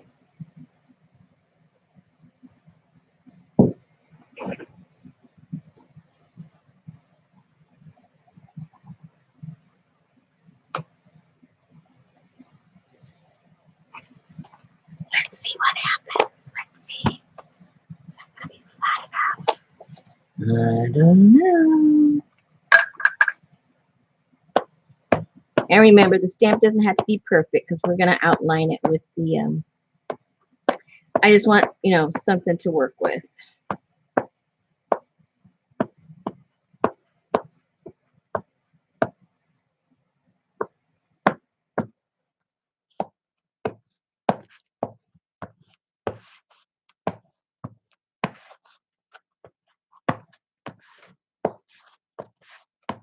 And it's a brand new one, so it's going to suck up the ink, so I got to put extra here.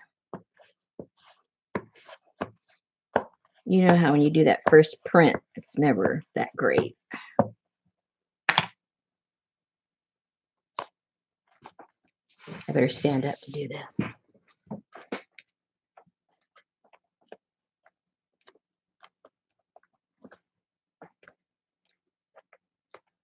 And maybe we'll do two.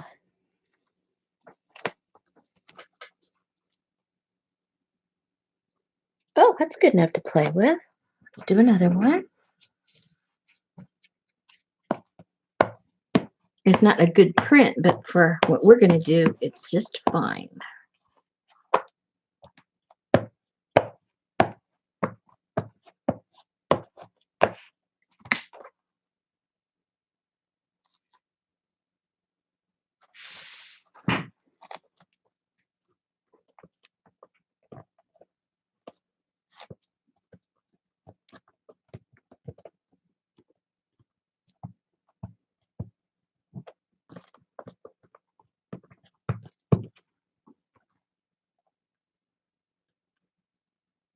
Woohoo!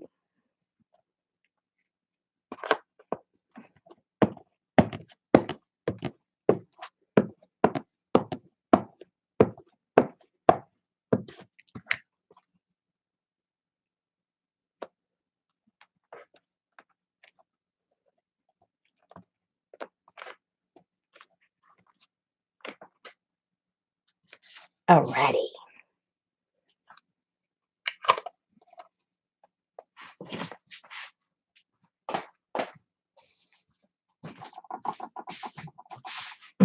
And then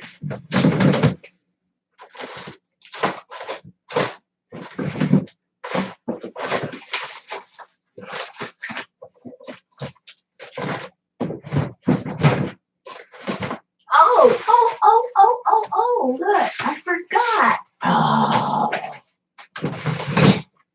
Here, I've been going through all this, and I have it in this drawer. This is done with that pen. I did this with that pen. And I did that with this pen.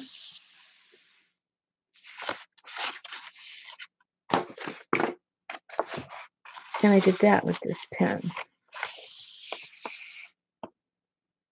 Cool or what? All right, so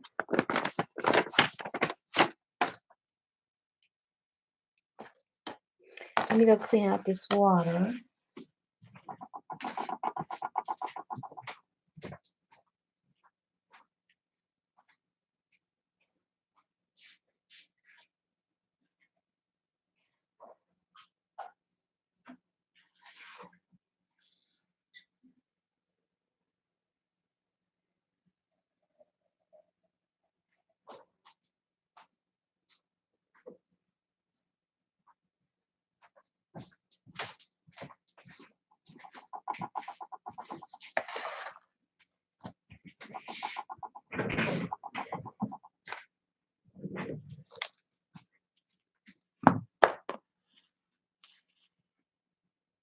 Okay, so now what I'm basically going to do is trace this out.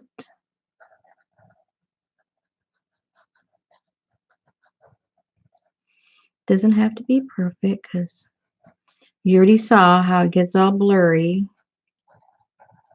So it does not have to be perfect.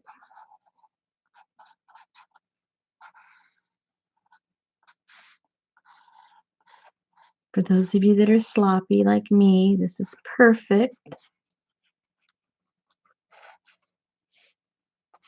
If you like to stay in the lines, this is not for you. Don't freak out.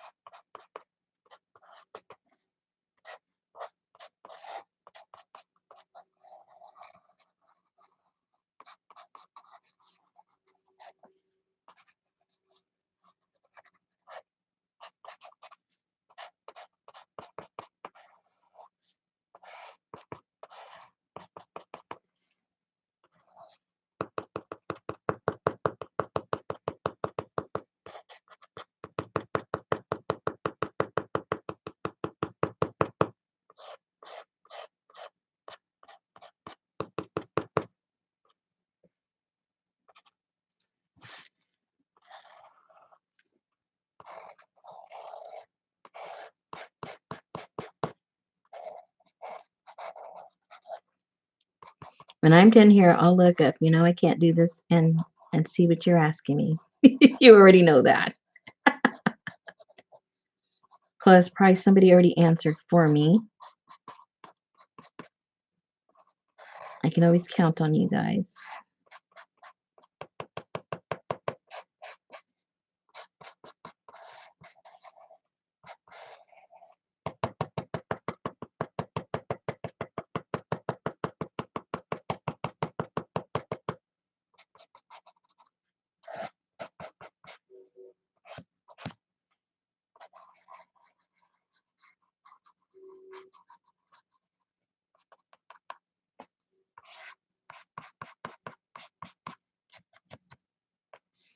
And you know, you can be as detailed as you want, but you know, we don't want to be here all night. We're already here all night. So this came out kind of thin. The rest are thicker, so let's do the old matchy matchy.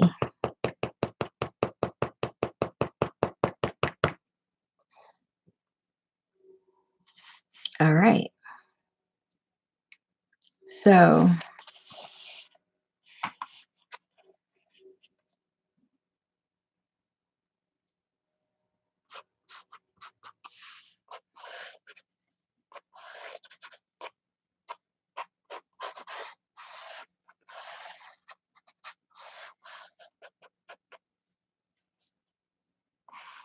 just for the sake of continuity.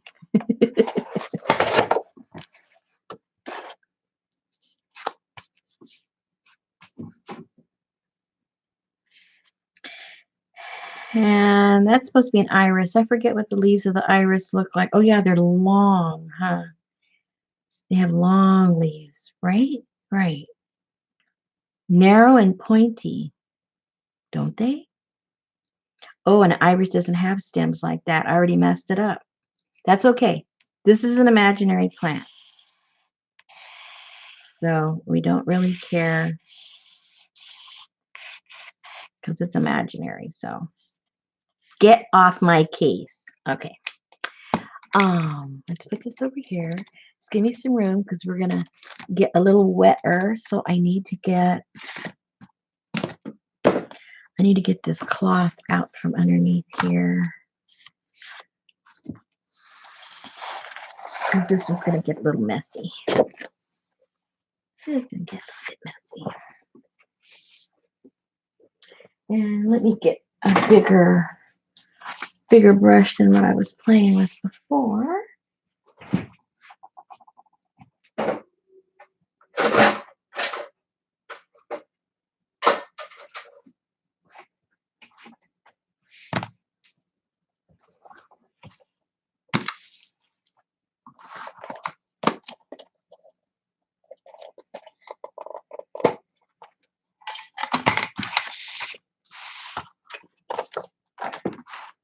Okay. What color should these be? Some kind of like a what?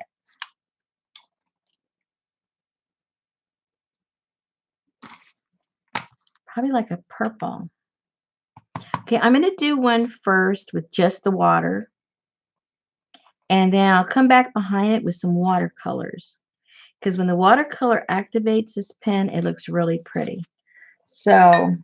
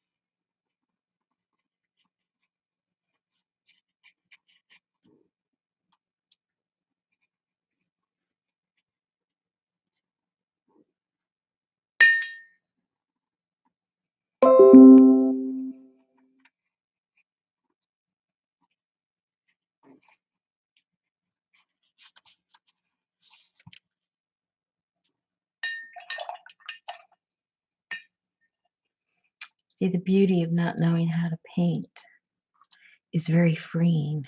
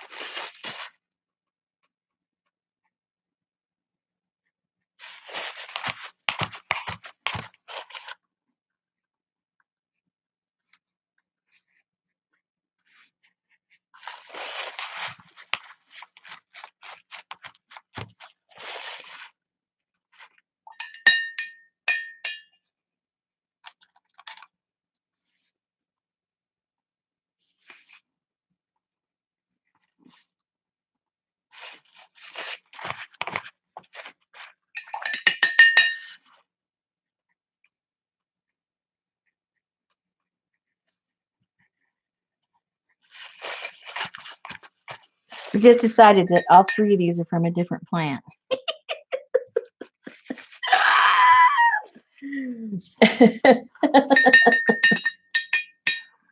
Because how could all those colors come from the same plant? Okay, let's get really freaky now, people. Hold on to your pants. If you have any on, I know it's kind of late.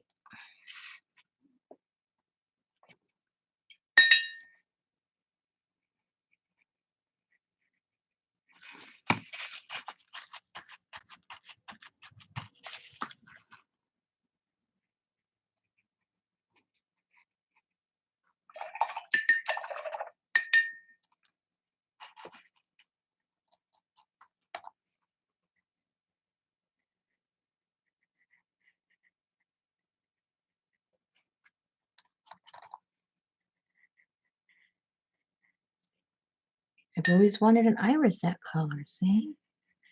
You can make them any color.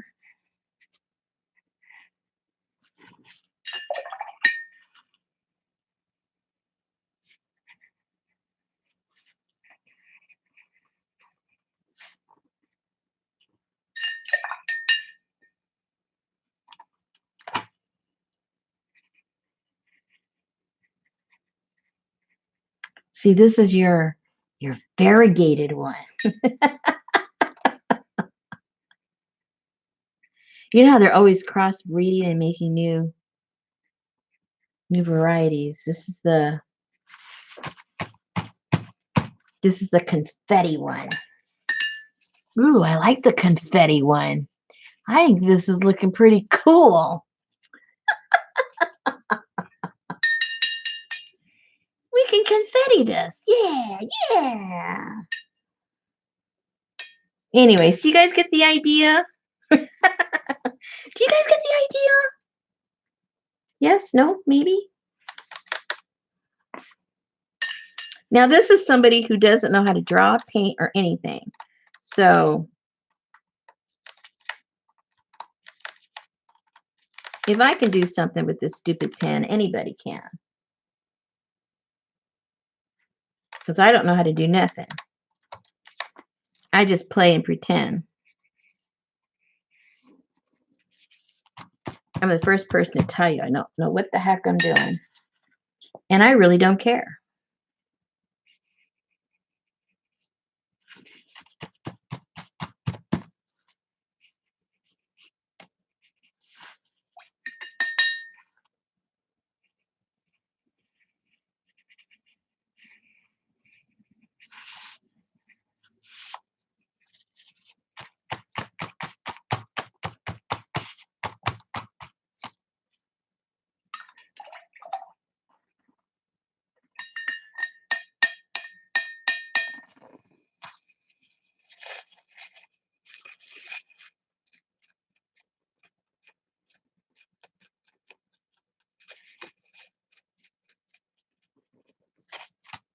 Okay.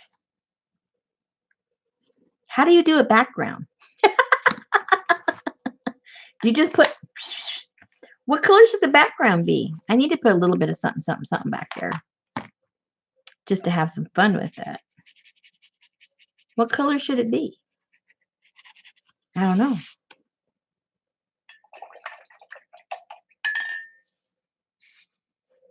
What's this? I have no idea. You're asking me? Oh, there you go.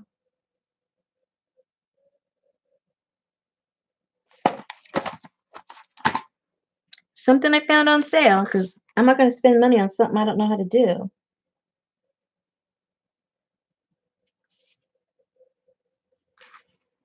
Lavender. Okay. How do I make lavender? What color and what color is lavender? See, I don't know how to mix colors either. So lavender is blue and red, right? Yes, no, maybe. Oh, one person says a warm color, the other person says lavender. Is lavender considered warm? Well, it's got a warm and a cool color, right? Yeah, like I know what I'm talking about. Look at me, like I think I know what I'm talking about. Uh-oh, is that purple? No. Come on, people. How do I make oh yeah, it's looking purple. No, it's got too much red. Uh-oh. Come on, guys, help me out here.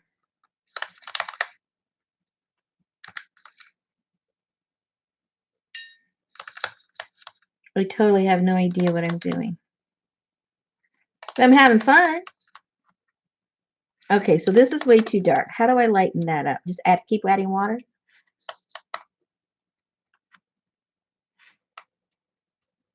I got a purple. I don't have a lavender. So what do I add? I've got, oh, well, good for you, Susan. How's that going to help me? It's a warm blue and a warm. Yeah, but what do I mean? Hello, I don't know what that means. So what do I need to add here? Do I need some more red? Ooh, no, that made it, no. That got it too pink. I can already tell that on my own. I need more blue. Okay.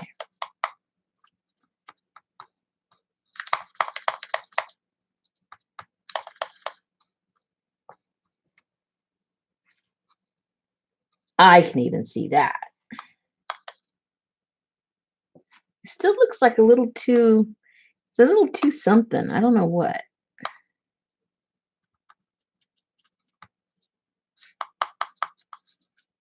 Yeah, I think it needs more blue.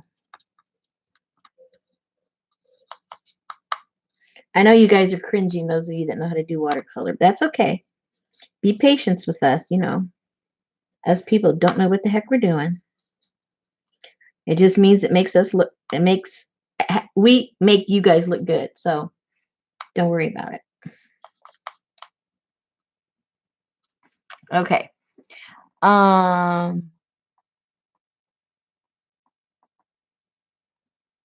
I know how to do it, and it is what I do. What is? Uh-oh. Oh, okay. That makes sense. That makes sense. You just keep adding water, and that's your white. Okie dokie. I get that. Now that makes sense.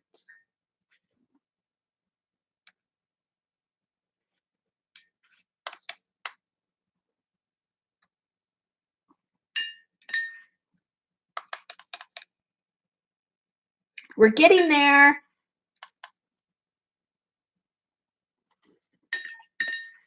By George, I think we got it. Now, should I wet this first before I put this down? Because then I'll just suck it all up, right?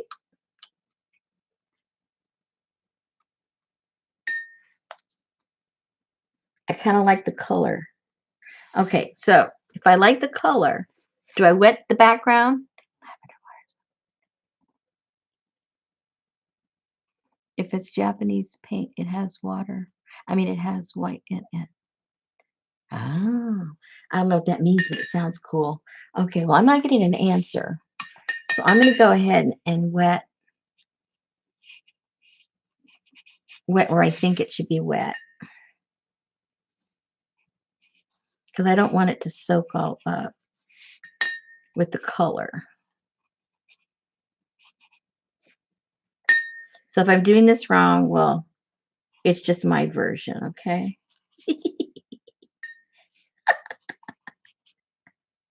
And any of you that watch my channel know almost everything is just my version. I don't really do anything the right way because, like, how boring would that be? All right, everybody hold their breath. We're going in. We're going in with the purple. I don't know how to do this, but we're going to do it. We're going in, people. Ooh. It's a little too much of a wine color, but it's okay. We'll live with it.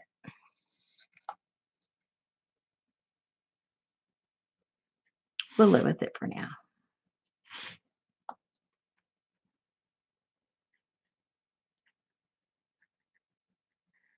And see how that hadn't been activated, how it bleeds into it, how cool that looks.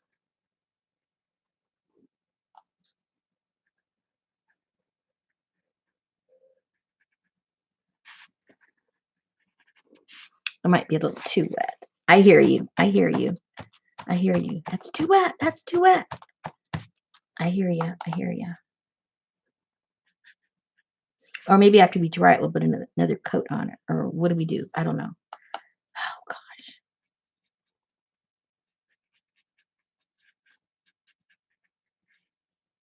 This is like trying to sing opera in front of Pavarotti and you've never sang before. I know half you people there know how to do this, and you're looking at me going, "Oh my gosh, what the heck is she doing?" It's okay. That's how we learn. You cannot have an ego and learn. You only have one or the other. Okay, this side we won't wet. Let's see what happens. Oh, it looks pretty cool. Maybe I shouldn't have wet it.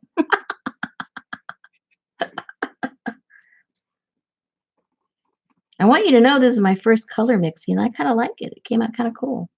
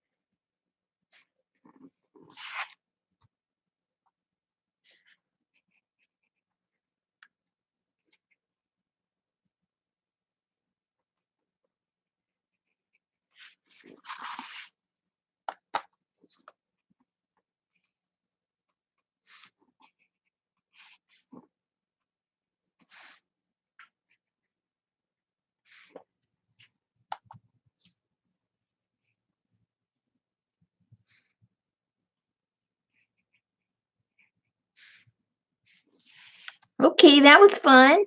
Next. Oh, now when you do stuff, you gotta like draw the same colors in somewhere.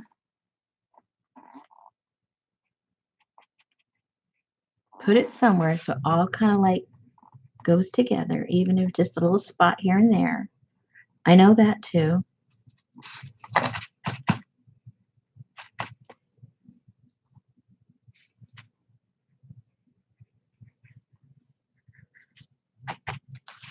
And then we can put some here in the leaves somewhere. Bring that all together.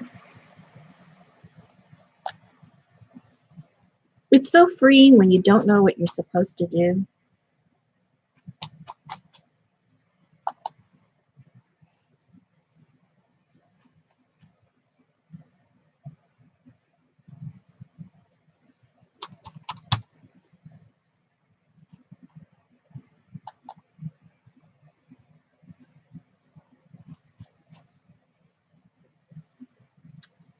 Okay.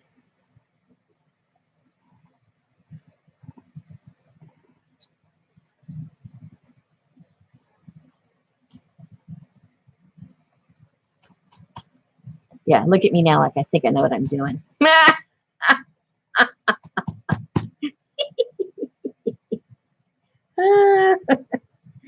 Oh, this is funny. I'm sorry if I'm the only one that sees the humor in it.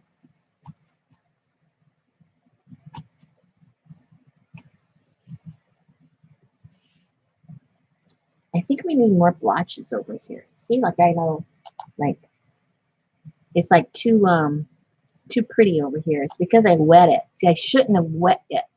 I thought I was supposed to, but it's because I like this side better. Oh, I don't want to do that. That's that. Oh no.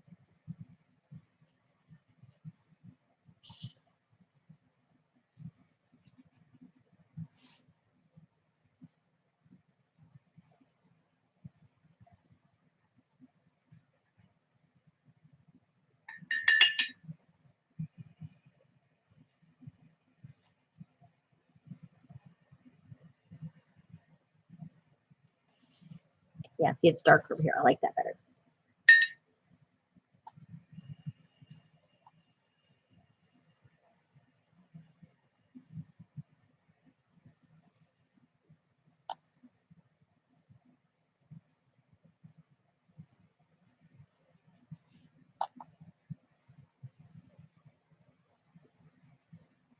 Oh yeah, I like that better.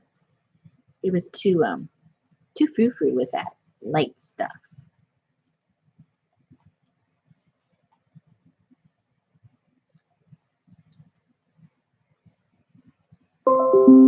Hello.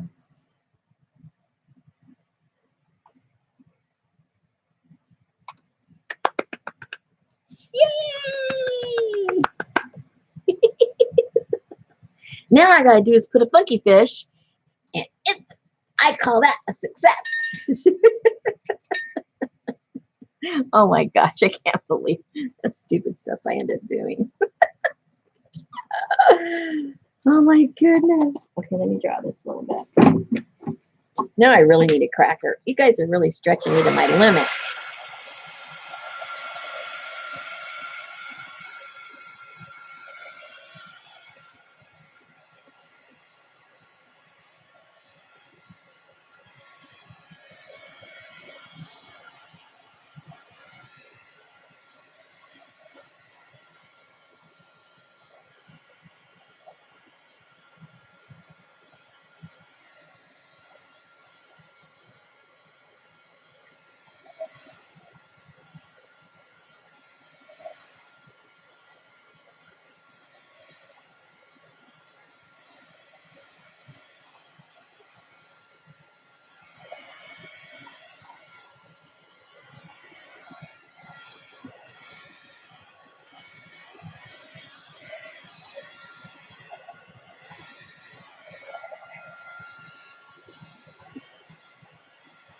I know, you're supposed to tape it down. I didn't tape it down.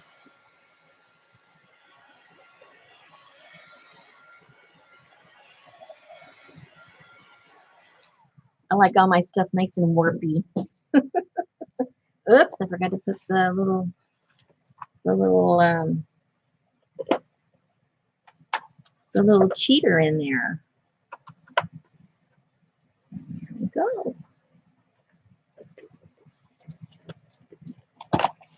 Okay, ladies, there you go. All you need is this and a stamp, and you can have fun.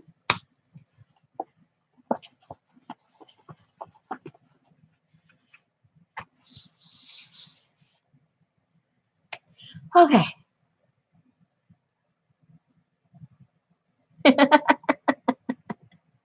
Yeah, Colleen, were you here to see the ladies I did? Now I don't know what kind of paper this was on that I did this on.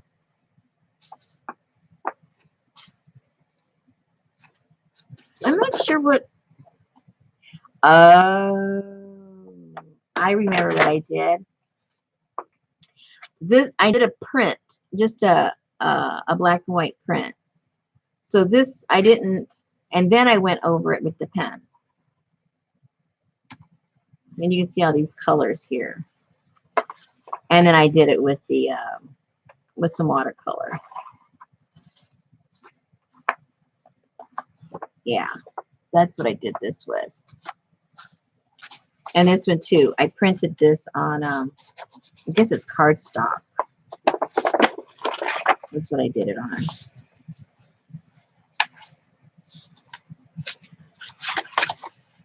And this one too. And I came back and stamped it and did some stuff.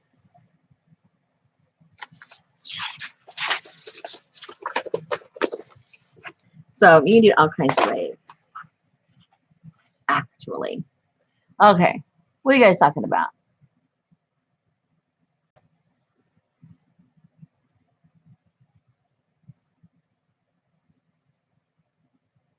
The third, okay, let me see now.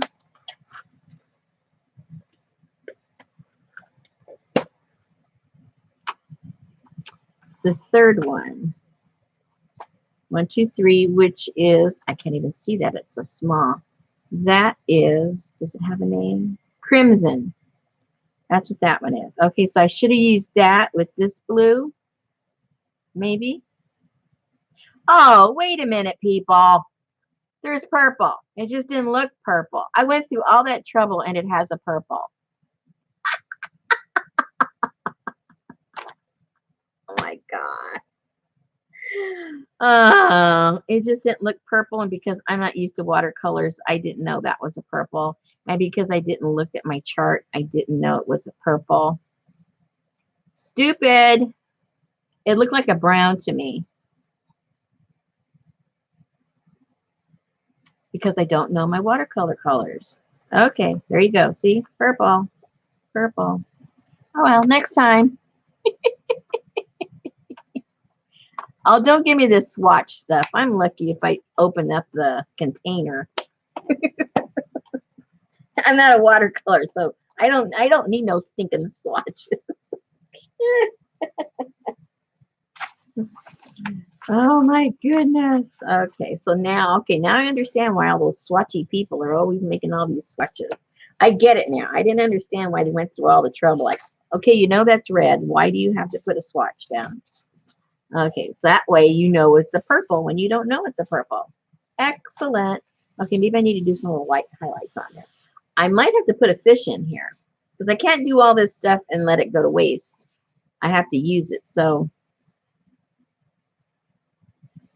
yeah, I think there might have to be a fish in here somewhere soon.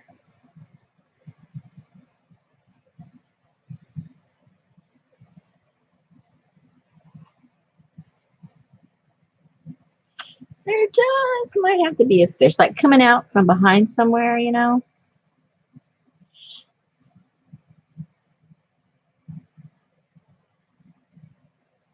I really do think it might be necessary.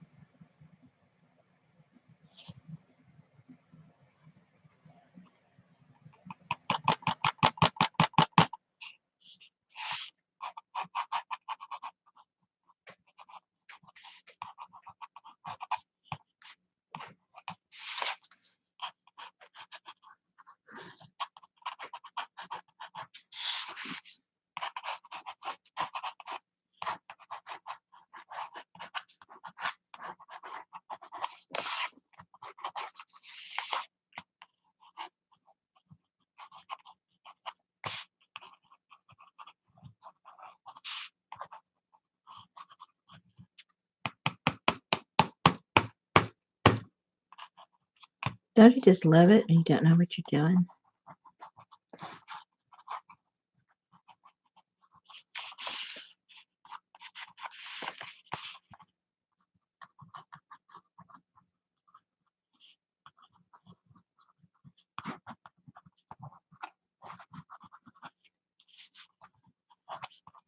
Okay, so we didn't even finish the postcard. That's the whole sad situation here. Is once we start jumping around. Oh, I could cut these into postcards. All is not lost. Holy moly, wouldn't that look kind of cool? For yeah. Where do the hummingbird and butterflies sleep? Hello, postcard. Okay, I'm liking this already. It is not a waste of time.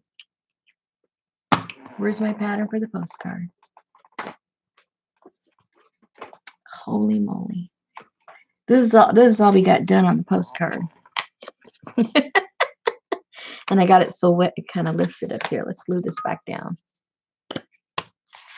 Okay. I think I got almost all my postcards already made. I mean, you know, the backgrounds.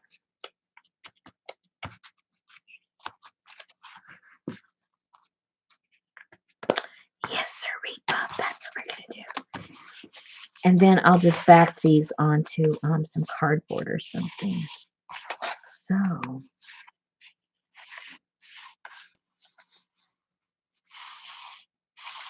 Well, that might just be cool just like that, huh?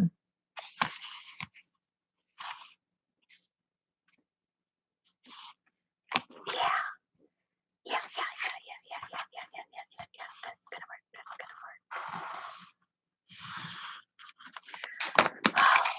At least I didn't waste all this time fooling around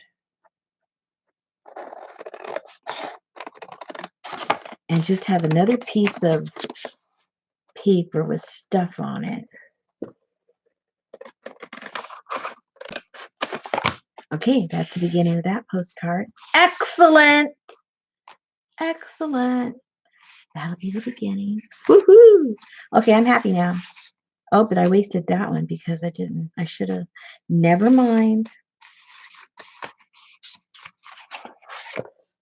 It'll just have to have some trim around it because I don't want to waste that. Okay, so if I don't want to waste that, I don't want to waste this. If I go like this and like that, or like this, and that's too small. Okay, which way do I waste less? I go like this and like this, but then I can still use this and piece it. I know I'm talking to myself, but you know, it's okay. It's okay.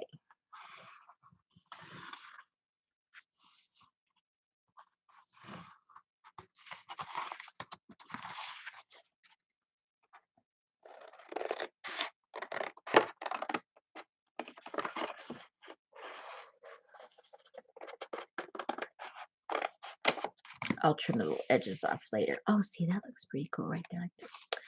Okie dokie, okie dokie. I did not waste my time.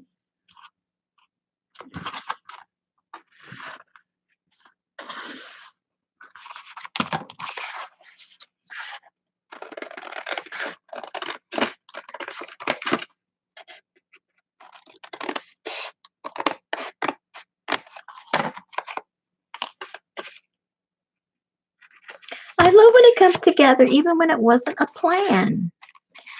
Look, those are going to be pretty. And these just might have to be smaller postcards, that's all.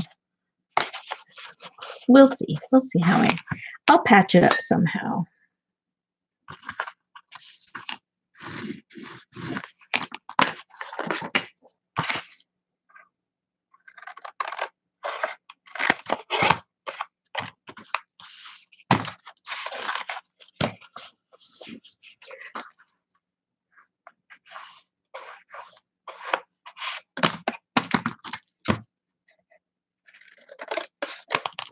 Okay. That's all my waste. How exciting is that? And you know, these have been sitting forever. Wouldn't these make cool postcards? Okay, I'm done with my postcards. I do not have to make any more. Oh my goodness. These are going to make beautiful postcards. They've been sitting there for like about a year, wanting a life.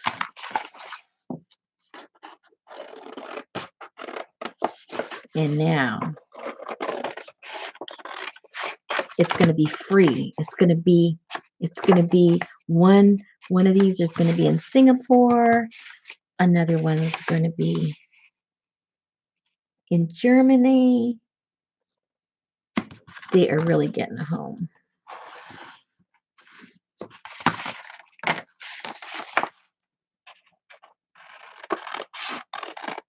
Now see, these will still be sitting in there if we didn't do the Elegant Writer. I don't remember how we got on the Elegant Writer. I think I just whipped it out to whip it out.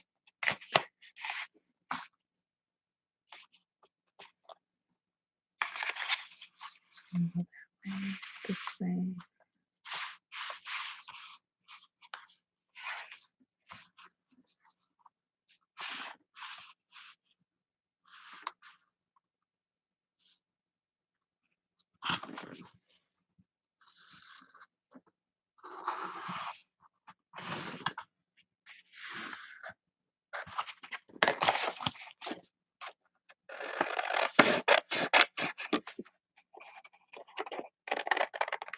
So now I don't have all the pressure of getting these postcards done. All my backgrounds are already done.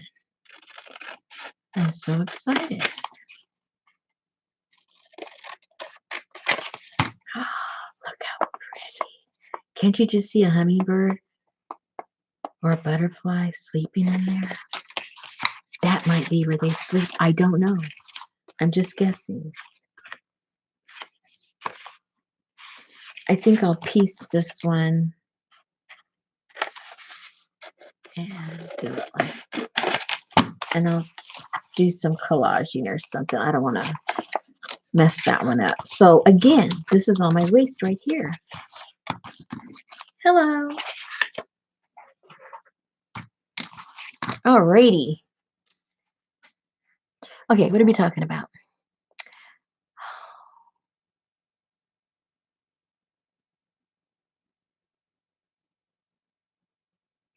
What are you guys talking about? Oh, you're talking about colors. Okay.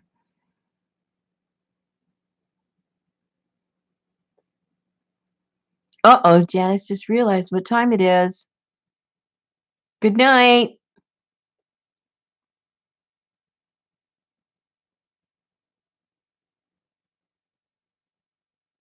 Yeah, these are going to be cool cards, right? I think so. And then I just have to glue this on some nice cardboard. Like this stuff. This came out pretty cool. So these backgrounds are done. And see how pretty I like it. I like putting just a little bit of shimmer in there.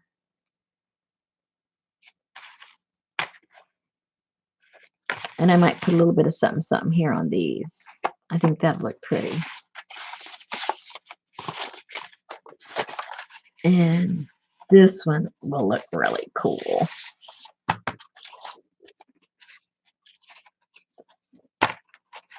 Here's the size. I really don't want to. Oh, I'm going to mess up his tail.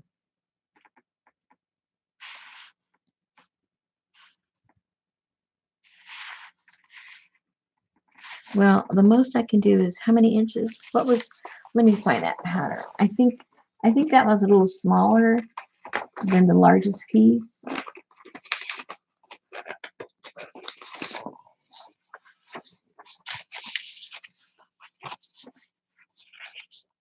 Oh, look at that beak. It almost, oh, it does make it. Hello. Okay. So that's what we'll do.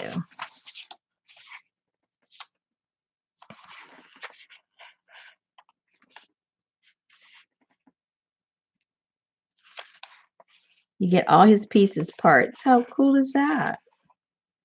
And I get a little bit of the little postmark. Well, that's cool.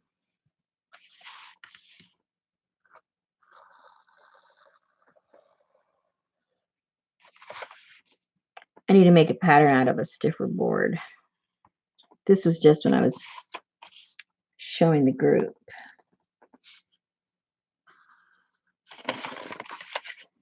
Oh, that is so cool.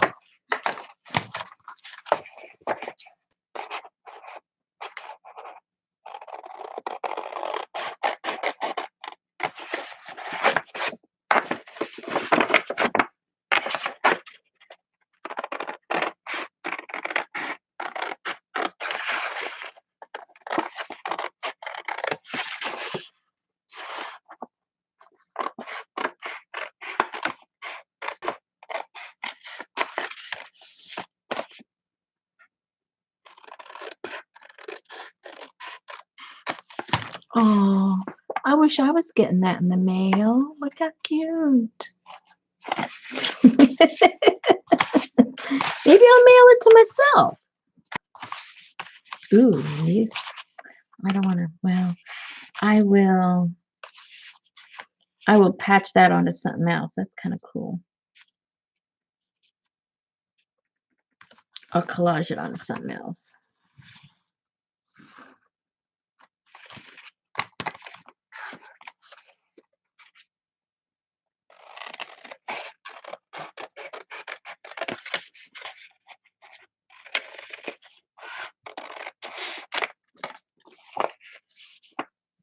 That's cute. Oh, these are all kind of cute.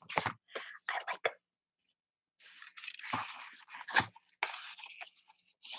Yeah, I can collage these together and that can go together on there. Yes, I will do that. Not right now, but I will do that. So on this one, this is the waist, and I still might use that to glue on something. All right. Last one. Man, I can get a whole bunch of swap partners every month now. I won't have to worry. I don't think I can finish the swap.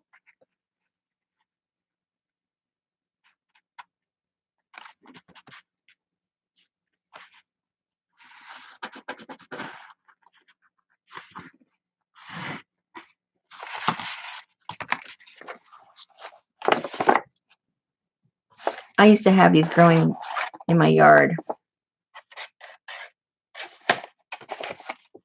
I love those.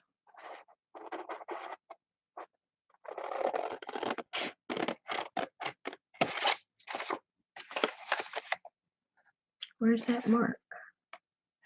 Oh, there it is.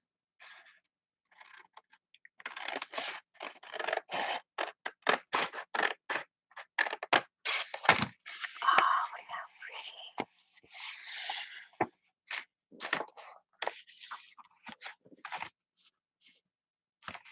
It's a little short, but who cares? I gotta move it up because I don't want to not have his whole head. Or maybe, yeah, maybe this way, straight up.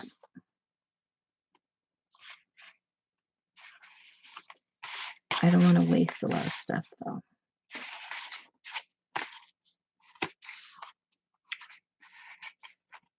No, I better do it that way.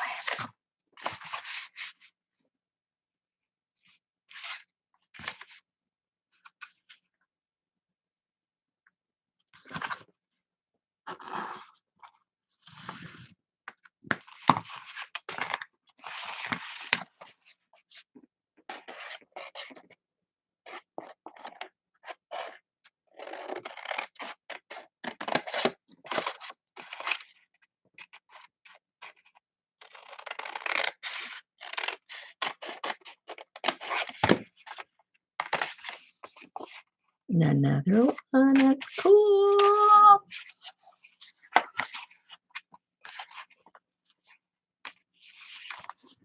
So if I do it that way. And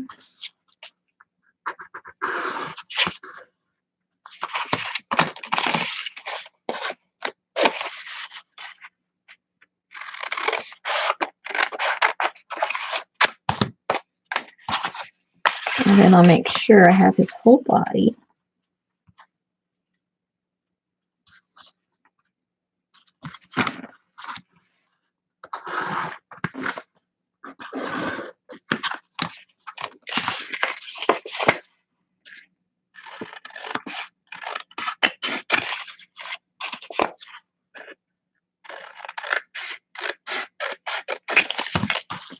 Okay, so save those in case I have to patch up some corners because they're not big enough.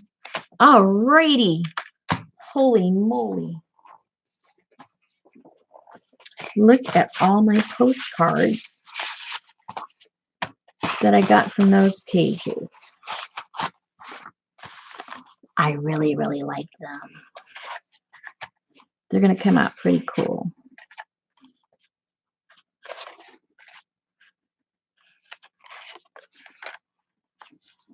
And remember, this is just the background. I'm still going to, this one's going to have to get patched up, but I got stuff to do that with.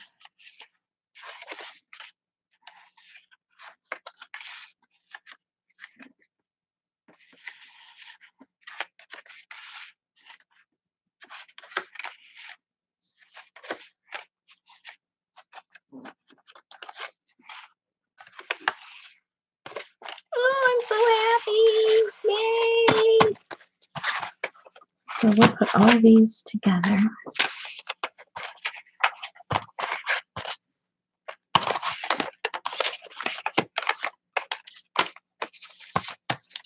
And I'm all set.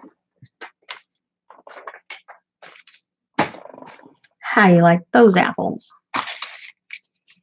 Oh, I got my stuff. I can make that other one with. Uh-oh. Hold on. I don't want to lose all this stuff. There we go. Okay. Oh, where's my crackers when I need them?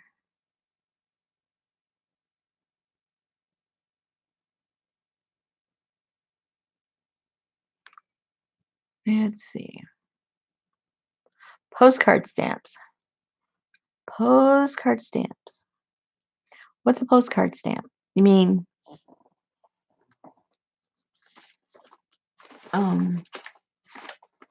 oops.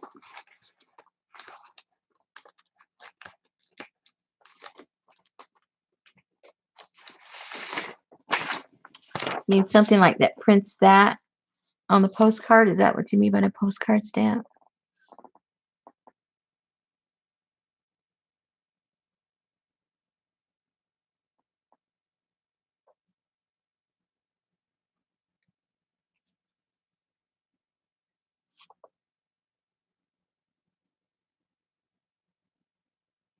Oh, you mean the postage? I just put a regular one because it's a few pennies less than a than a letter. So I just stick the regular one on. Oh, you don't want to? Oh, okay.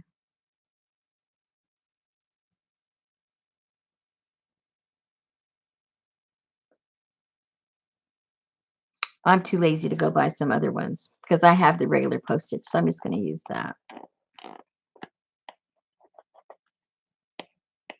You can get them online, the post office. You can buy them on their website.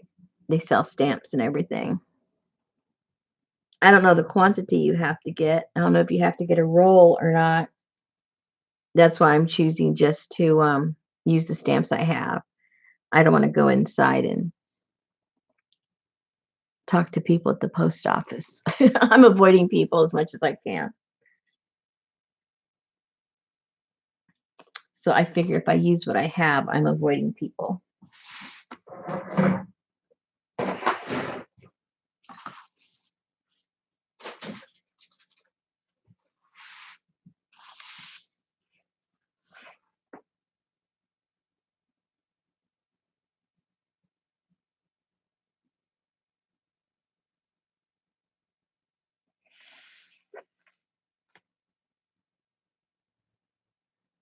You can get 20.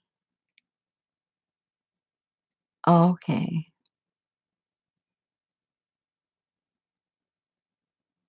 They are underwater stamps. I don't know what that means. Like for funky fish.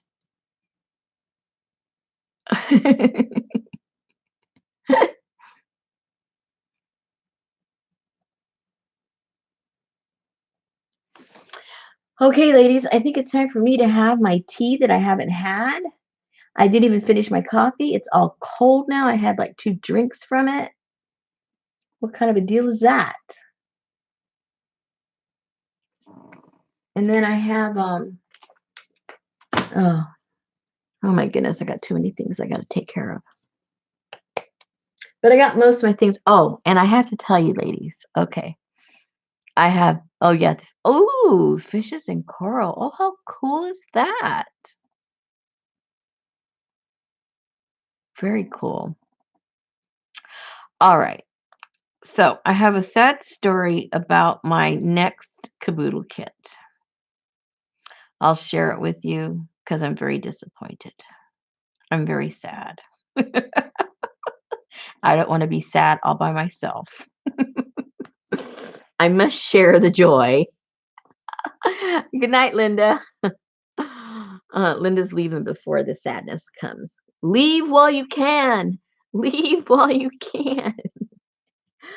Um, I think I had already mentioned that for the next caboodle kit, it was going to be more on the masculine side, so that if you wanted to go and do your grunge thing, you could do it.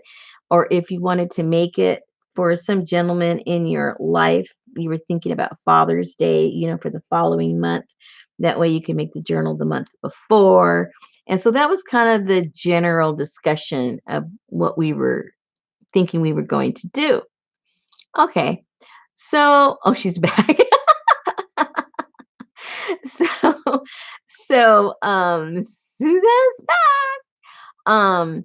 And so I've been looking around. I found a whole bunch of cool stuff. I had a couple of people behind the scenes that sell things, and I told them, "Oh, I'm looking for this, I'm looking for that." So they were gathering things for me. And this one particular person gathered a whole bunch of cool stuff for me, and so I purchased it from her, and she mailed it. And so she contacted me, and she goes, "Have you gotten it yet? Have you gotten it yet?" Because she wanted to see um my reaction to the stuff live because she had showed it to me. And I said, "No, I didn't get it yet." And she goes, "Oh, you should have gotten it already." I go, I wonder what's going on. So that was like Friday or something like that. I said, "Well, maybe I'll get it over the weekend." And so she says, "Well, if you don't get it, let me know." It's like, okay. So Monday came, Tuesday came, then I got involved in making all these masks and all this stuff. And I totally forgot to contact her. So I contacted her and I said, "I don't have it yet." She goes, "You should have it." So she gave me the tracking number, and I looked at the tracking number. And the tracking number said that it had been delivered to my house this past Monday this week. Okay. I never got it. Now, I know it's not like floating around somewhere because we have a very strict protocol at our home, what we do with our mail. And we get our mail. I have a little table set up with disinfectant and all this stuff, and a trash can there on the front porch. And we take everything apart, clean everything, and then bring in whatever the item is. If it's my stuff, we have a table on the back porch, and I put it there in that box, and that way I can easily bring it over to the studio. So it isn't like something can get lost, especially a big package. It's not going to get misplaced in our home because we have definite stuff we do with our mail and our packages. So we checked the tracking, and it said that an attempt had been made last Friday, but they couldn't deliver it. And then on Monday, they delivered it, and it was given to an individual, which it would have to be my husband or me. There's nobody else here. And he didn't get it, I didn't get it, and it's nowhere to be found. So that means it was delivered to the wrong place. That was Monday. Hi, Yen. That was Monday. And I don't still don't have it. Which not only don't have my stuff for the kit, but I'm out all that money. I mean, because I bought a lot of stuff for those kits. So that's my sad story. I'm out the money. I don't have the stuff that I had planned to put that particular kit together. I'm going to have to go to, you know, plan B, which didn't want to go to plan B because I was perfectly happy with plan A. No, my doggies did not eat it. Don't start blaming my dogs. How rude. So, yeah, that's where I'm at. So, yeah. And when it comes to the post office, I've been through this before with other situations, other people. If they say they delivered it, that's over. I mean, that's as far as between you and the post office, it's over. They say they delivered it. You can't prove they didn't. And they, they marked with their tracking that it was delivered at your home, and it's your problem. And if it got stolen or lost, they told me now it's between you and the police because they had fulfilled their responsibility. It was delivered. And anything after that is between you and the police. Well, hello. I know it wasn't delivered. I know somebody didn't, nobody from my yard stole it because it didn't say it was delivered. It said it was given to an individual, which would be my husband or myself. So I can't say it was stolen. And even if I said it was stolen, I'm not going to get it back, So that's it. Yeah, video would have proved it, huh? But yeah, so I'm very sad. I'm very sad. So I got to figure out. I have to look and see if I have other stuff that I can use instead of the stuff that I purchased. Because I still wanted to do that. I see the whole thing finished in my head, and it would look so cool. So yeah, he probably delivered it to the wrong house. I know, but I can't prove it. And half the people would be honest enough to put it back out and say, hey, wrong address.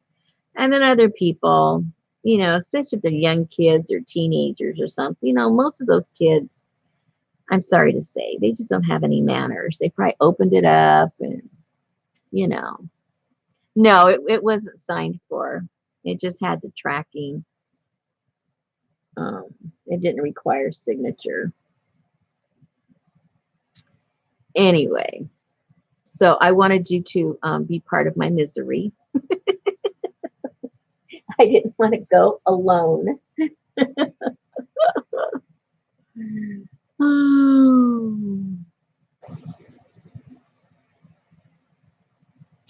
So I think the next time I send for something that costs me a lot of money, I'm going to ask them to send it with a signature required. But that even doesn't do anything because the wrong person that they send it to, they could sign for it. It just shows that somebody received it again. All it requires, that's another thing I found out. It doesn't require the person you're sending it to sign for it. It just requires a signature that it was received. That's all. So who cares if someone receives it?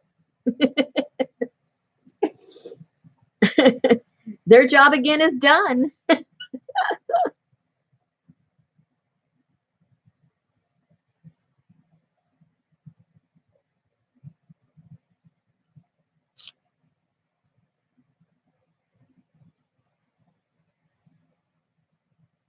Yeah, it would have the person's name. That's exactly, they signed their own name. But even if they signed for it, most people's scratches, you can't even read what a person's name is, And still, the guy's going to say it was my house that he delivered it at.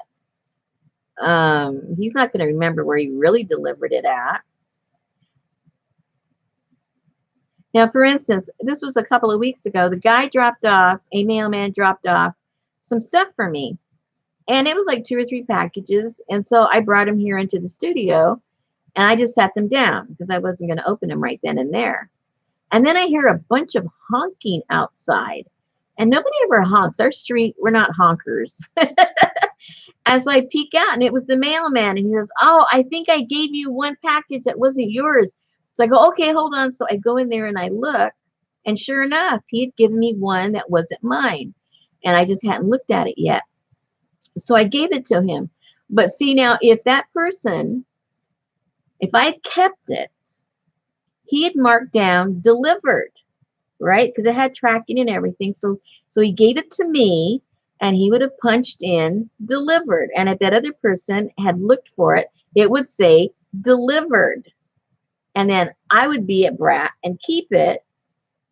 And it would look like the mailman had delivered it to the other guy. And I'm the one that has it. So, I don't think, I mean, I still do everything, even the stuff I sell in my shop. I do everything with tracking. But, I think the bottom line is it doesn't mean anything. All it lets you know is that, it's not out there anymore. Somebody has it. It may not be, the right person, but somebody's already got it. And that's all you know. And that is it.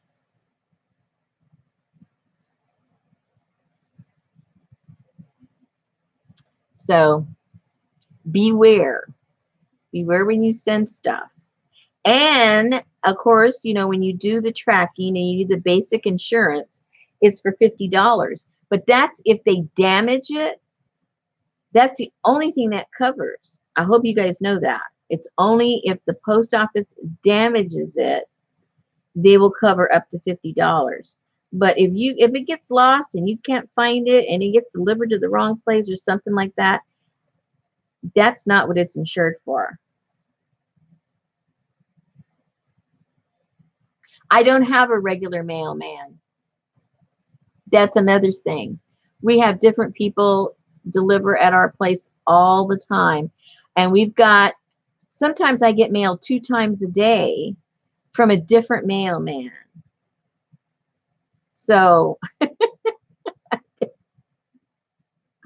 we're not in an area, our particular street, our particular section does not have a regular mailman. I forget what they call our area, but we kind of get like the leftover guys or someone that doesn't have a permanent route or someone who is, in transition or something, but we don't have a regular mailman.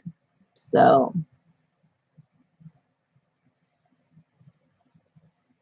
no, lost mail is not, if they lose it before it shows delivered, it'll be covered. But if it shows delivered, that's not covered. You read what's on there. The only thing that's covered if they damage it. So once they tell you it's delivered, your insurance is over. So mine shows delivered. So I can't even get my $50. I paid a lot more than $50, but I can't even get that insurance part back. I'm getting Zippo back. No, it's not a rural road. I live right here, the old downtown of my city. It's just the way that it's designated. It just for whatever reason, I don't know why.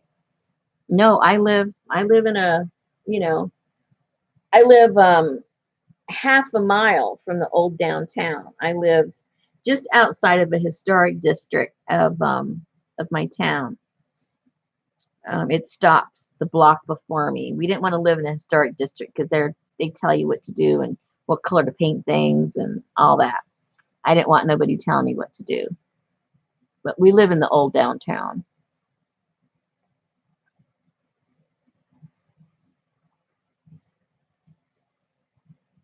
So a lot of these things with the post office and different kinds of entities, you really don't know what it's all about until something happens to you and you investigate and then you go, "Oh, I didn't know that." Do you use next door? What does that mean? What does that mean, Darla?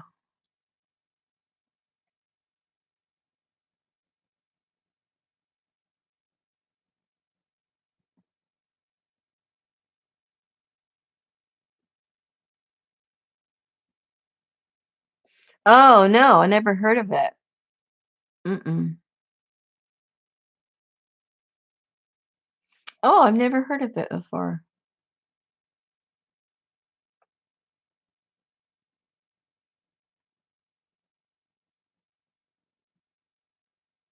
Hmm. See? You learn something new every day. Look at that. Look how that all messed up. What did that? It must have been the pen. Uh-oh, and it's permanent now. Uh-oh. I should have cleaned that off when it was wet. Oh, well.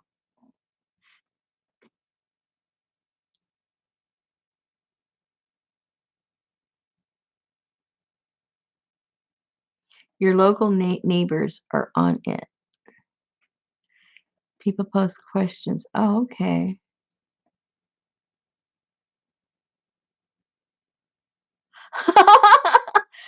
Oh, well, I in our neighborhood, I bet you they're gonna complain about loose dogs.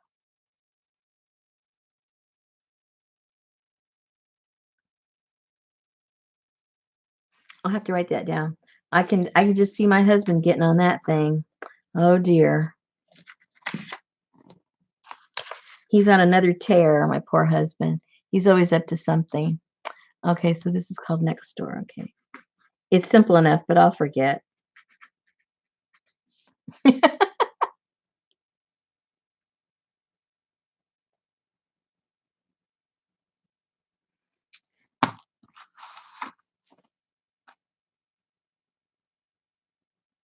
How come I don't know about any of these things? I feel so sheltered.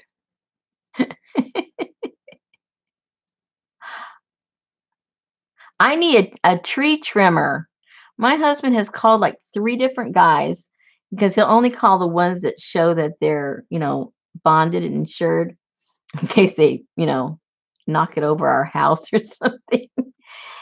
And nobody, I mean, they answer or they'll return his phone call, but not one person has come out to want to come and look at the tree. I don't know what's going on.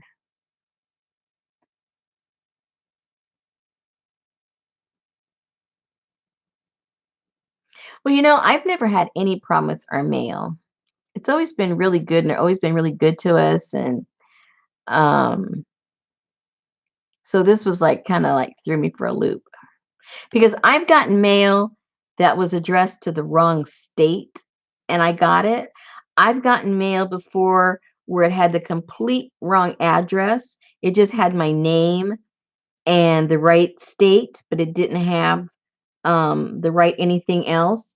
But somebody in the post office, not my carrier because it's different people all the time, but somebody who does the sorting out there knew it was me somehow and changed it, and I got it. I've like I said, I've just never had any problem with anything, no matter how goofy it's addressed to me. Somehow I get it. So this was really surprising to me. Uh, yeah, exactly, Darla. I'm gonna have him check it out and see if they can tell me somebody to come and trim this stuff.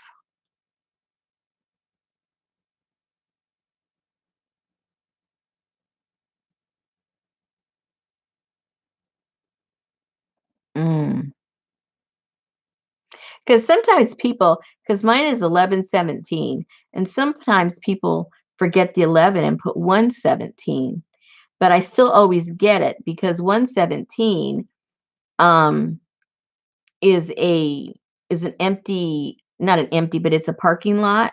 It used to be a building downtown, and they demolished it, and it's a parking lot. So there is no building at 117. So then, of course, they think, oh, it must be 1117, and it usually is. It's me.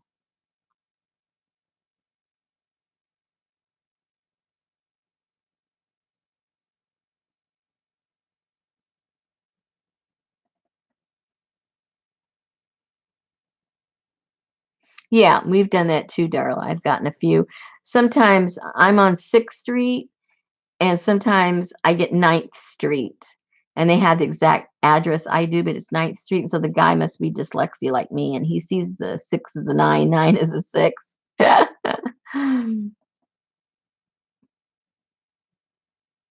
No, she she had a copy because she did the she printed the address through you know how PayPal has the addresses already in there, and so she double checked and it had the right address, and she printed it out, you know. So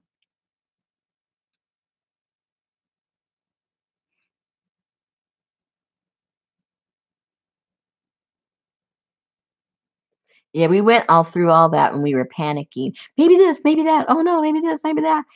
No, nothing was good. It was all like, oh dear. Wah, wah.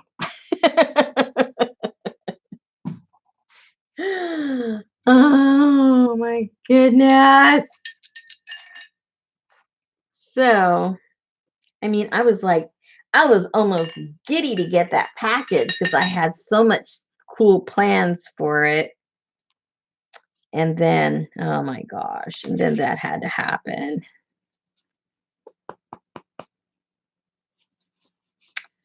So, no, it was not, well, I don't know. I mean, if they like ephemera, yeah. I had um old blueprints from the turn of the century that I was going to put in the kits because it was, you know, looked cool for guy stuff. There was old train tickets, um, super old train tickets. There was, oh, I don't remember all that was in there now. Um, ah, all kinds of stuff. And I had even already gotten stuff for the other kit that I was going to do for Native American Indians. There was some stuff that I had purchased for that that was in there. Um, oh, just all kinds of stuff. So I don't know. I mean, if they were into old stuff, yeah, I guess they would like it. I don't. It's nothing that a young person would be interested in. Maybe an older person. I don't know.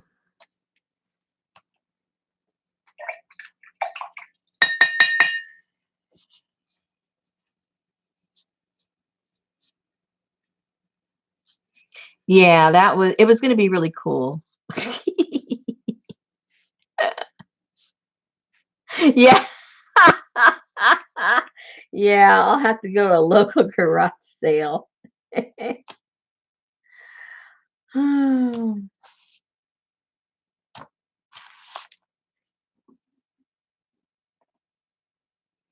Oh, well, see. Well, I hope somebody that likes it got it.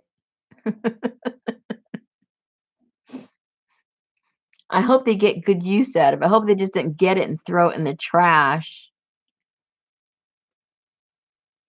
So now I got to get my brain going, see what we're going to do.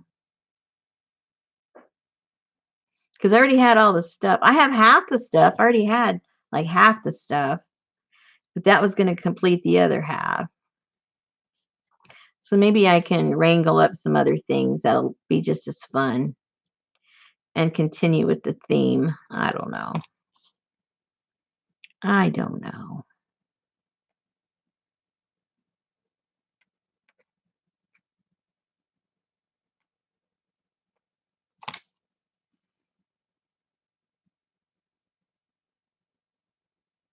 Yeah, exactly. I hope it's not garbage.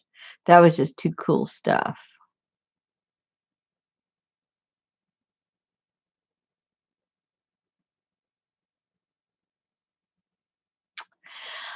Okay, ladies, I think it's time for me to go make me my tea and have a cracker or something because I'm hungry. But I don't want to like I can't eat. It's 2:30.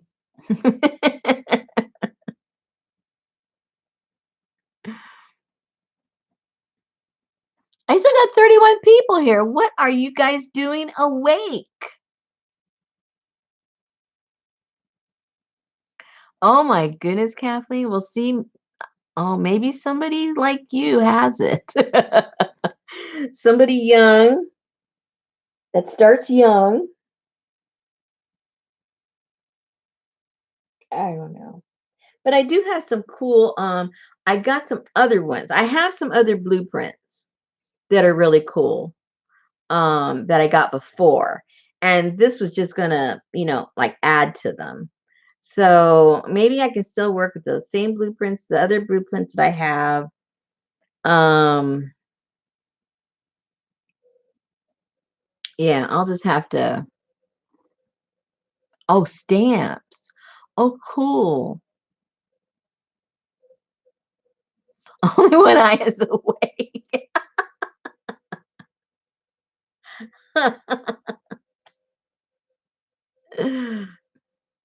Oh, that's neat. I never collected anything. This is a recent this is a recent development. I would say in the past, I would say in the past 3 years, I got into paper, and then it's like, oh, I gotta save that. Oh, I have to save that. Oh, your grandparents. Oh, cool.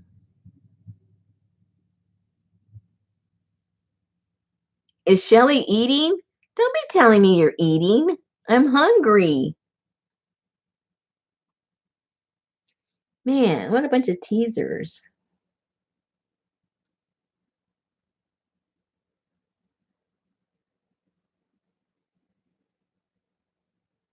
Yeah. That's funny how sometimes you have all this stuff and you go, what do I have this for? And then one day you discover, oh, this is what I'm going to do with it. Yep. Okay, ladies, thank you again for showing up. Thank you for playing with me and sharing my pain. Thank you for sharing my pain.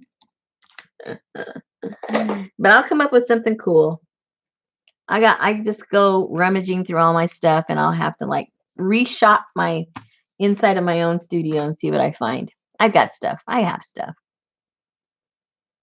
Yeah, exactly. Shut them both. Okay, ladies, thanks again, and I'll see you whenever I see you. Sweet dreams. Good night.